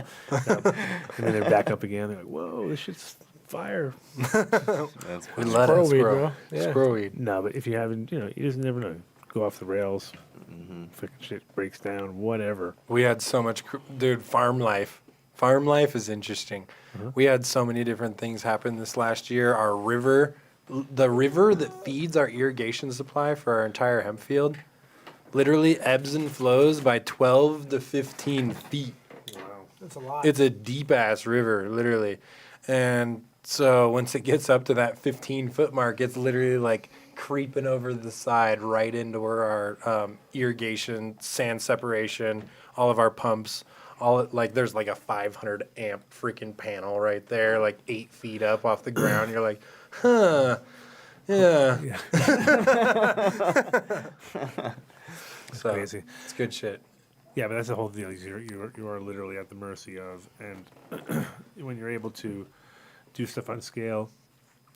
And the cool thing is, and this is the thing that I'm super impressed when people are taking that shot with genetics that are untested and running with it, and they're like, I'm like, well, always expecting like just everyone to go belly up. And there was a few runs of people out there for sure here who had issues last year. I don't know about this year now because it's kind of, you're either balling and you're on Facebook talking about how awesome you are, or you don't see it for like a long time, and then you're like, must not be balling anymore. Like that must. What happened to that guy? Like, there was $1 billion, and now they got nothing. Nothing. So, that's funny. But there are going to be some huge opportunities in the next couple of years especially for a lot of growers who. And it's funny because I see people who get all pissed off when you switch into hemp, but we're not really switching to hemp. We're just adjusting to the flow of the size, really, and the environment. If you're really into growing, then you're really into growing as much as possible, right? So the bigger the better. And at a certain point, you automatically cross over a certain line because you have to, because there's no way to stay. I mean, you can be humble as a person, but you can't stay humble as a grower and take care of fucking 400,000 square feet. Can't be. So you're like, I can do that shit by myself, bro. You got to be. It's all about the team. I'll hand water. You got to be hand water every plant. At that point, hand prune. Yeah, at that point, you just have to have obviously a great team. You have to have a super anal. Yep. Either you be the CEO and be the guy run around and fucking white glove everything, or just hire somebody who's fucking awesome at that point, because you should. Well, it goes back to the training too, that you bring everybody on with. Like you got to have every single person on the exact same page. It's my biggest thing, dude. I mean, that's what, my role in all the companies I'm in right now is doing that, setting up SOPs, getting people to follow them appropriately, and giving them the right training from the beginning so they can't come back and be like, well, you never told me that. You have to think about every fucking thing that could go wrong. And tell them, like, this could happen. Hopefully you never have to see this, but this could happen. This could happen. And it's fucking, that's one of the toughest parts. Well, not only that, but like you say, like, if that happens, this is where you find the resource to find out where to fix it, or you're going to have to know this is exactly what you got to do in response to said problem. That's why I don't really do. He's falling asleep. He's falling asleep, everybody. You've done it. You've done it. This is number 4. Knocking him down left and right. The last round. We're in the final rounds, and you're just going down. Ding, ding, ding, bro. I'm gonna get some food and get a beer at Asher. No beers allowed on my show anymore, bro.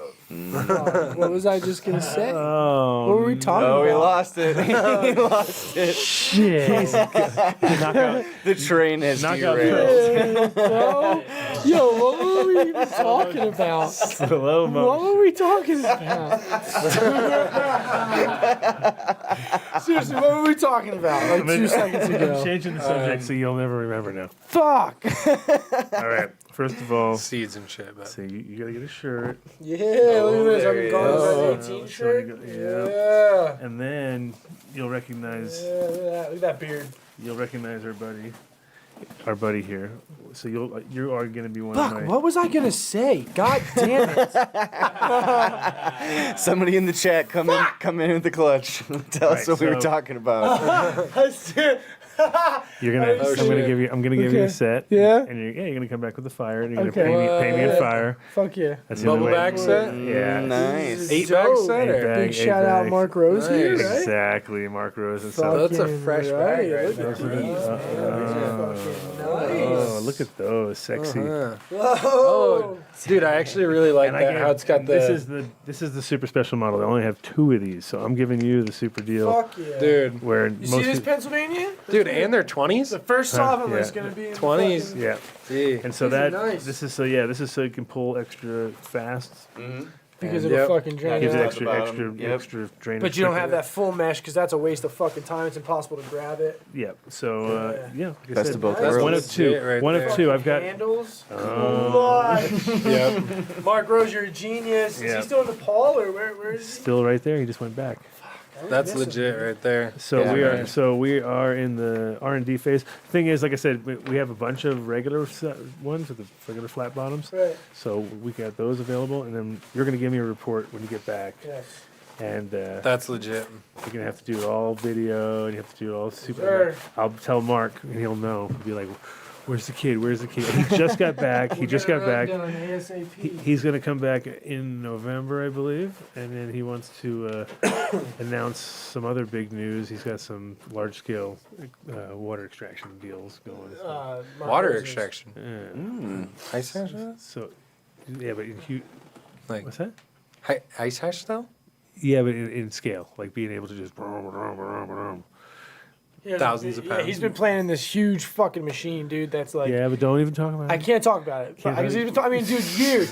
He used to I can't talk about He it, used to but invite me over to his house in Golden, and we'd sit there and sip tea and eat fucking bomb ass fucking Indian He food. would tell you all this great. But this stories. machine is pretty much just a large scale machine Hey! to be able to. Not giving it away. It's a large scale machine to be able to, like Adam said, to be able to make water hash, but consecutively on scale. Yeah, like one guy had thousands of pounds. Yeah. Just like, blonde still? It's Huh? baller. Blonde? Yeah, yeah, real good. Well, multiple grades, just like Whatever you would you get put with in. this. Yeah, Whatever yeah, you yeah, want. for sure. Whatever you want. But it has the ability to make the fire. That's Shitty. legit. That's great. Worst thing ever.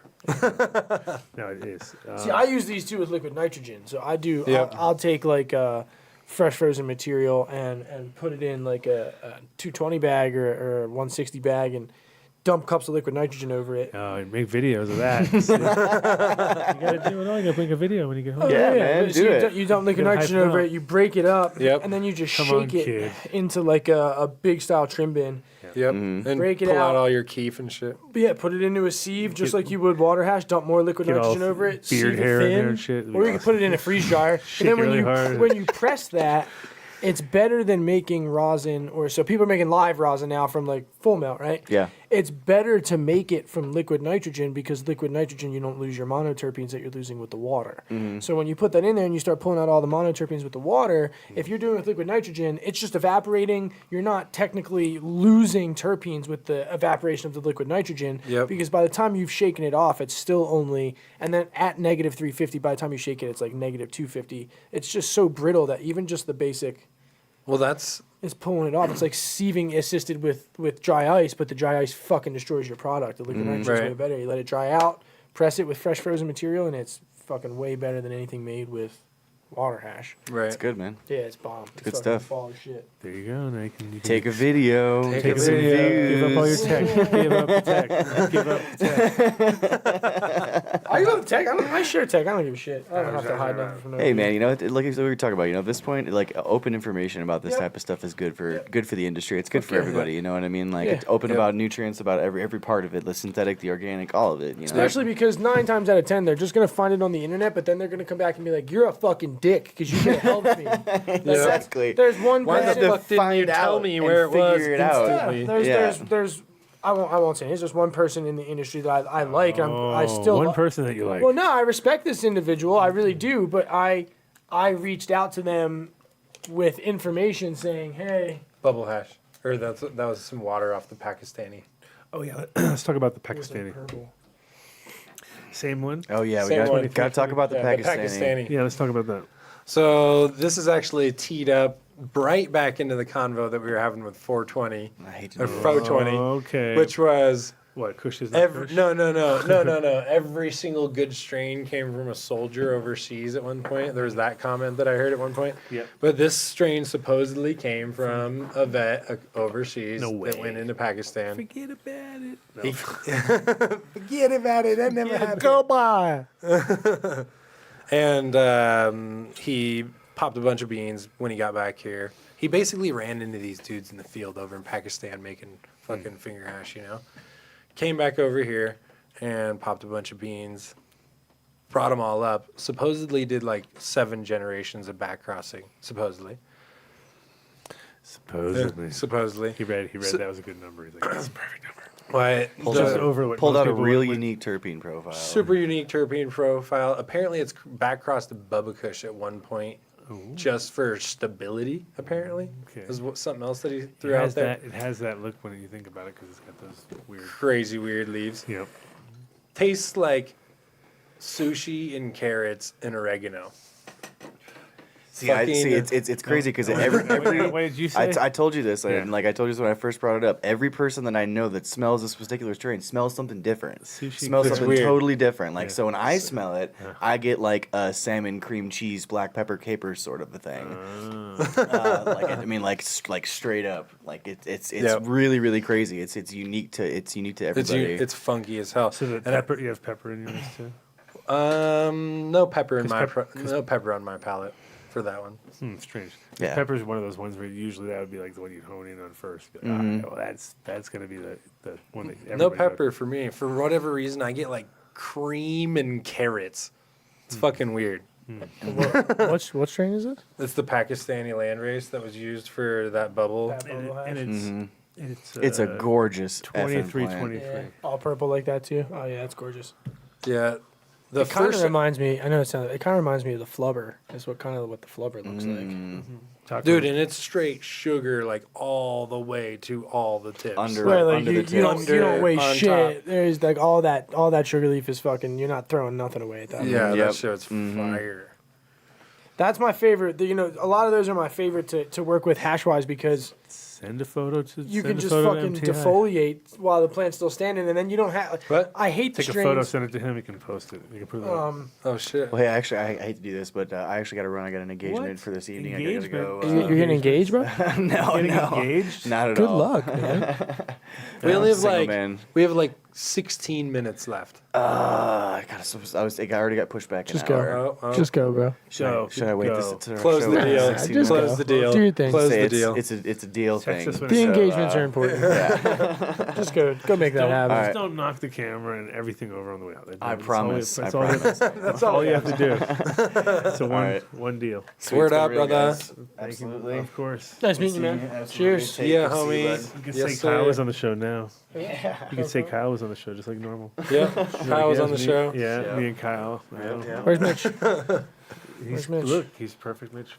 But no, that plan's like perfect for hashes. Again, I hate when I do my defoliation, but then I harvest, and then I'm going to make hash, but then I still have to pay people to snip off the fucking tips of the sugar leaf because I don't want to run that. So that you just don't have to defoliate and do fucking that. run it. Yeah, Yeah, because I for mean that real. literally had resin glands to the tip of those leaves. Dude, it was fucking. That's great. And it was like solid stick, bro. And what are like, because obviously, and it's funny when you're trying to explain it to new people, like, oh, well, will you always hit 2 pounds of light? It's like, nah, maybe I'll have something that's, 1.75, but it's spitting 30% in extracts. For real, as far as flower rate, what was that hitting? It was a like, little bit lighter. Yeah. Like, if you got 2 alight on that strain and a 4 alight You yard, did and you're great. fucking Yeah, crushing it. You know? Okay.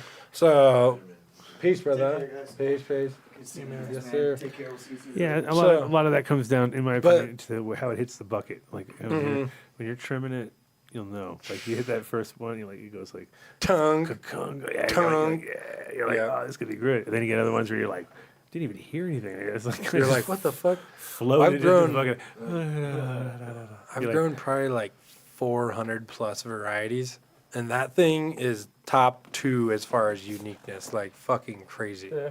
Thing is gnarly. Nice. Can I play something for old times? Oh yeah. What is it? What is it?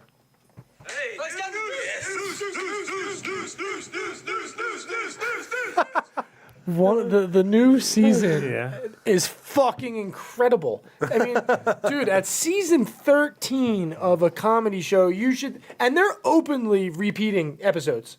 They're openly being like, "Didn't we fucking do this shit?" I'm like, yeah, it's still fucking funny though. And the fact that they're acknowledging it makes it so much funnier. I mean, they're killing it. Yeah, season 13 of Always Sunny is That's just hilarious. as good as season 2. I fucking Is love that on it. Hulu only or something like that? Yeah, they sold out. Well, They because didn't it's do it? FX. What? You can't do that on Netflix? So not anymore. So FX is now owned by Disney, and Disney Sucks balls. bought Fox, right? So Disney has all these rights, and they only sign up with Hulu. Same thing with like South Park, That kind of Comedy sucks. Central. And that's the thing. Like, I'm literally buying into shit for one show. For one show. Yeah. Two Well, shows. that's the thing, and they were just talking about this the other day on a show. I'm like, do I really? I mean, I would. Yeah, I would. But It's but $10. then why? The whole point was to tether the cable, break the cable, right, and be able to just And now all have of a sudden a I fucking Apple TV that you get Netflix and you're golden. Yeah, and that's like $50 a month. Seriously, and bullshit. 13 for Netflix, 10 for fucking Hulu, and then I need to get HBO Prime just because I want to watch this one fucking show, and that's another $20.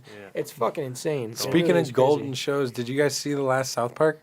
Oh yeah, that was The awesome. Tegrity So, one, the hemp here's what farm. I'm gonna ask. I've seen enough of it on Instagram. I haven't. I'm You 2 have to episodes behind. Just go to so don't- you gotta go to watch that. Don't tell me much, southpark.com. We but can yeah. watch the whole episode right there. Oh, I Straight know, up. I know, but I like to pretend watch like it from my couch, like high in front of my television. You just hook your phone up to your TV. But I have seen it, the Integrity Farms thing, and he It's comes out of his so house like fucking good. fucking biting on a little weed leaf like it's a piece No, of the straw. best one when he's like, oh, you smoking all your pussy sticks. Those fruity pussy sticks. fruity pussy sticks. I was like, yes. I'm excited to see That was it. awesome. It's been It's a good so season good. for that as well. And then The whole cancel South Park thing, like hashtag cancel South Park with the school at the beginning, just pushing the incredible. limits. It was. It is definitely like when you see. Like I had it also. I had this when the day that I gave the captain Paul Watson his bulletproof jacket for the Sea Shepherd. Literally the day. oh, they're throwing butter at me. They're throwing stinky butter. That episode came out. I better put on my bulletproof jacket for the stinky butter. That actually came out the day, and it was like we got our shit kind of late because it was in Europe. But it was like I was sitting there. He's wearing the jacket in the episode, though. No, he had his own. He was wearing a bulletproof in the beginning. So Oh, so and he had one that wasn't a hoodlum before. Yeah, we gave him a okay. hoodlum, sure. So he knew he had a bulletproof jacket. So Right. that's what made it even funnier. So I'm sitting there at a hotel in London, like the night before, because we came a couple days ahead, and I'm watching that show, and I'm like, holy shit, this is so like surreal because I'm about to go meet him. And then when I went to meet him, and everybody was there, and everybody was on the show was there, and I was like, this is fucking funny, dude. I was watching you guys last night, like. You know, Don't they kill him with a trident to the face? Yeah. And it makes that sound that they always make in South Park when people die, like the Yeah. and it like hits him in the face. And I told him, I even said, I handed it to him, and on the mic or whatever, I was like, it's not going to take like, we'll not protect your face if they shoot you with a giant fucking trident. And the guy was like, oh. He loved it. The funny part was he was real sick, and he didn't really give a shit about Is he anything. dead? No. I don't know. But he was sick that day. Like he was just sick. Is that Regular the sick. same guy who writes Game of Thrones? No. They look the same. No. They do. Well, no, definitely. Okay, so I know it's not. He was one of the original founders of Greenpeace, and in Greenpeace they had the pussies, and then they had him, and he was like the guy who was like what you thought of when you thought of Greenpeace. Oh, the other guys who ram all the fucking ships. There's a All lot the of- pushies do is talk shit. We throw butter. but that's the funny part is that he was the craziest in that, and then he went into and then he goes into the real arena, and he's the biggest pussy. Yeah, the biggest pussy in the world. Like, Yeah. we're gonna shoot you in the face with a trident. Yeah. Your butter's not cutting it. Yeah, but it was but in the end of the day, he did win every campaign he's ever gone. It's true. He got the Japanese to stop. Where he goes, he makes it work. So it all does work. But the show was awesome, and I was like, oh, it was one of those surreal moments. You know? Yeah. That's funny though. Get He's those. interesting. Okay, and who else has the other one? Snoop Dogg. Him and Snoop. Snoop got the first bulletproof. He got the Yeah, first one. First one. The first hoodlum bulletproof. Yeah, That's because legit. we wanted to make one, and then he said he wanted one, and we're like, all right, we're making it then. Dude, the new dog jackets are nice. You like the dog? Yeah, jackets? I plan on ordering one as soon as they're available. They're available. I thought you said the new shit was coming soon. No, the dogs. But the are- dogs. We made them here ourselves. Those are us. So you have dog stuff like Right now, right here. I'm buying some. For I leave. I don't have it here in the room, but I have No, it, not right now. I'm saying Stacks I'll, of it, dude. I'll buy it before I leave. I'll You stop should by. go- You should take a whole bunch. Make Stop a by the store. house. Well, I got some things in. mind, but I don't got time for that shit. Slanging out the side, like like the old days, Where? like the old days, I don't. bro. I want Like to. 3 of each size, 3 I'm of trying each to color. open up a social lounge there. For I would sure. do that if I were you. I'd invest all my money in doggy lamps, and then I would be like slanging them hard, East Coast. All right, bro, you got me. All right. Where do I sign? Just get 2 people under you, bro, and then those 2 people can get 2 people under them, bro. And we then can make it a pyramid. it'll be fucking. It's not a pyramid. It's a reverse funnel system. Don't say pyramid. That's what they do in Always Sunny. They do it backwards. And they're like, that's not a pyramid scheme, it's a reverse funnel system. And they turn it upside down. Oh, god damn it, I gotta go talk to somebody. Like, that's incredible. 7:02, we got 8 minutes. We're just gonna talk about fucking The reverse funnel system. reverse funnel. So, okay. Well, as always, very informative on the Adam Dunn Show. What's that? Now, you're not. System today and take the first steps toward obtaining financial freedom. Invigoron, a business Invigoron. opportunity as rare as the Avani berries themselves. What's happening?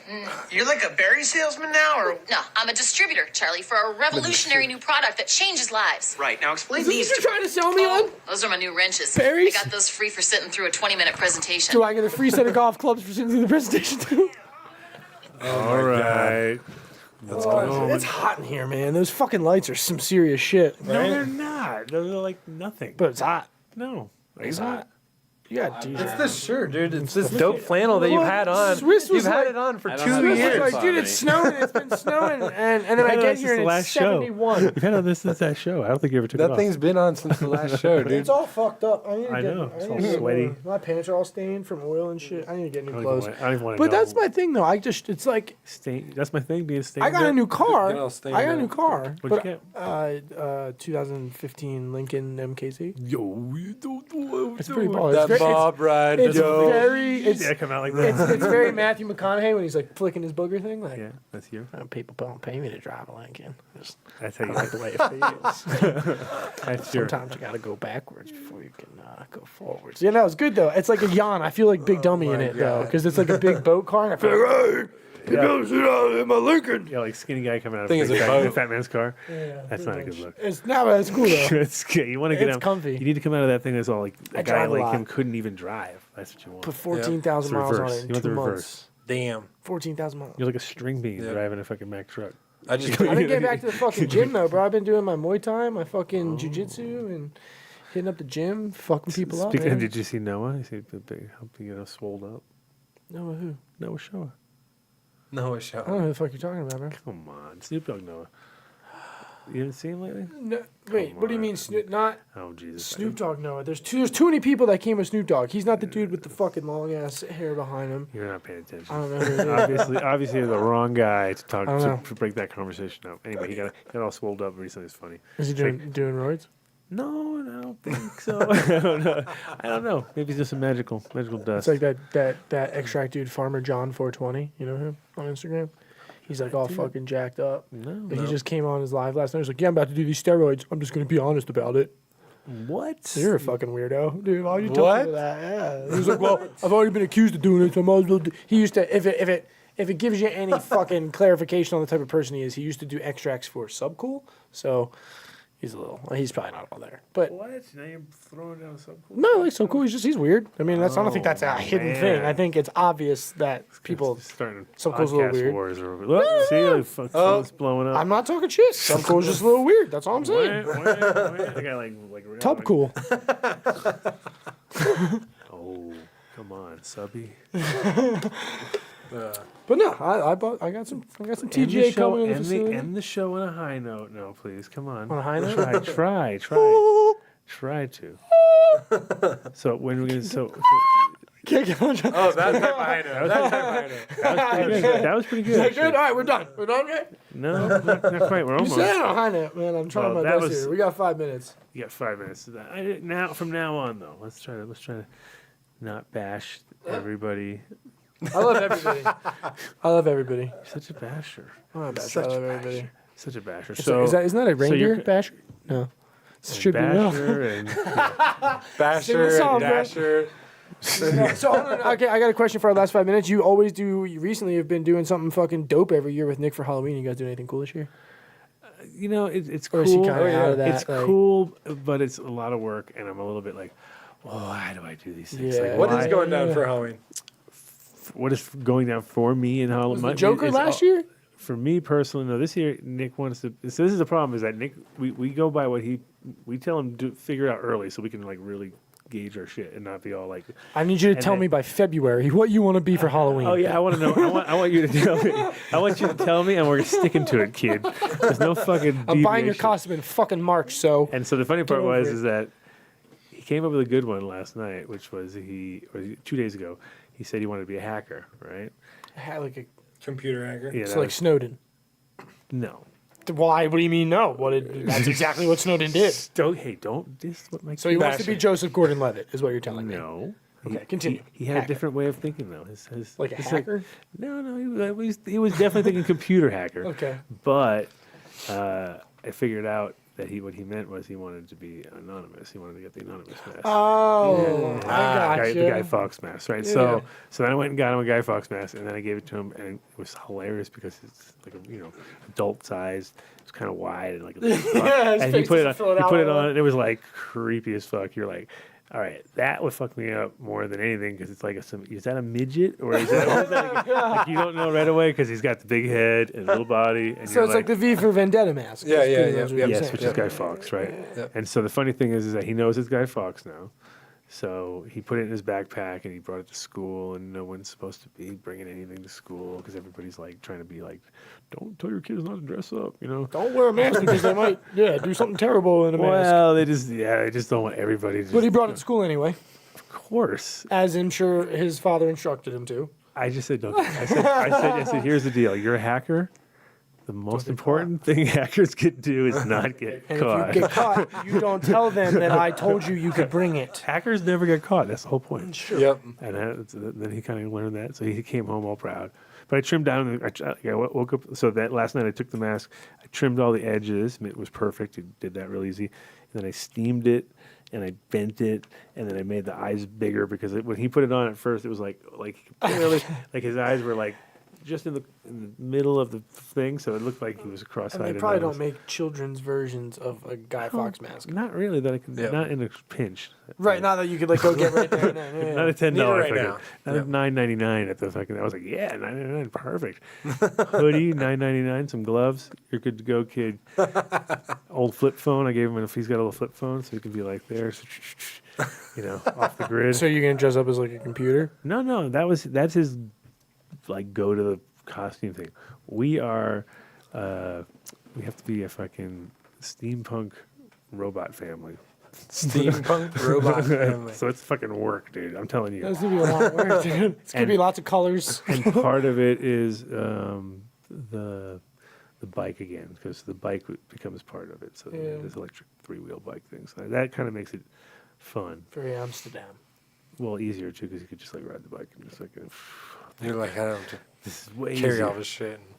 Put some music there. Get all You weird. never ended up doing the fucking scooter though, right? What's Did you ever end up doing the fucking the balance board, the hoverboard, as Darth Vader, as anything else that you were gonna do? Oh no, that Yeah, thing you didn't, sucks. right? That thing sucks. Yeah. Those are for you. Those are for guys like you. back They're in fucking that fun, year. what are you That talking year. That guy. That was you. That was. I was riding all over Dark You- Horse's you facility. were and that the- shit you were- crashing into plants. And yeah, you were that guy, loving it.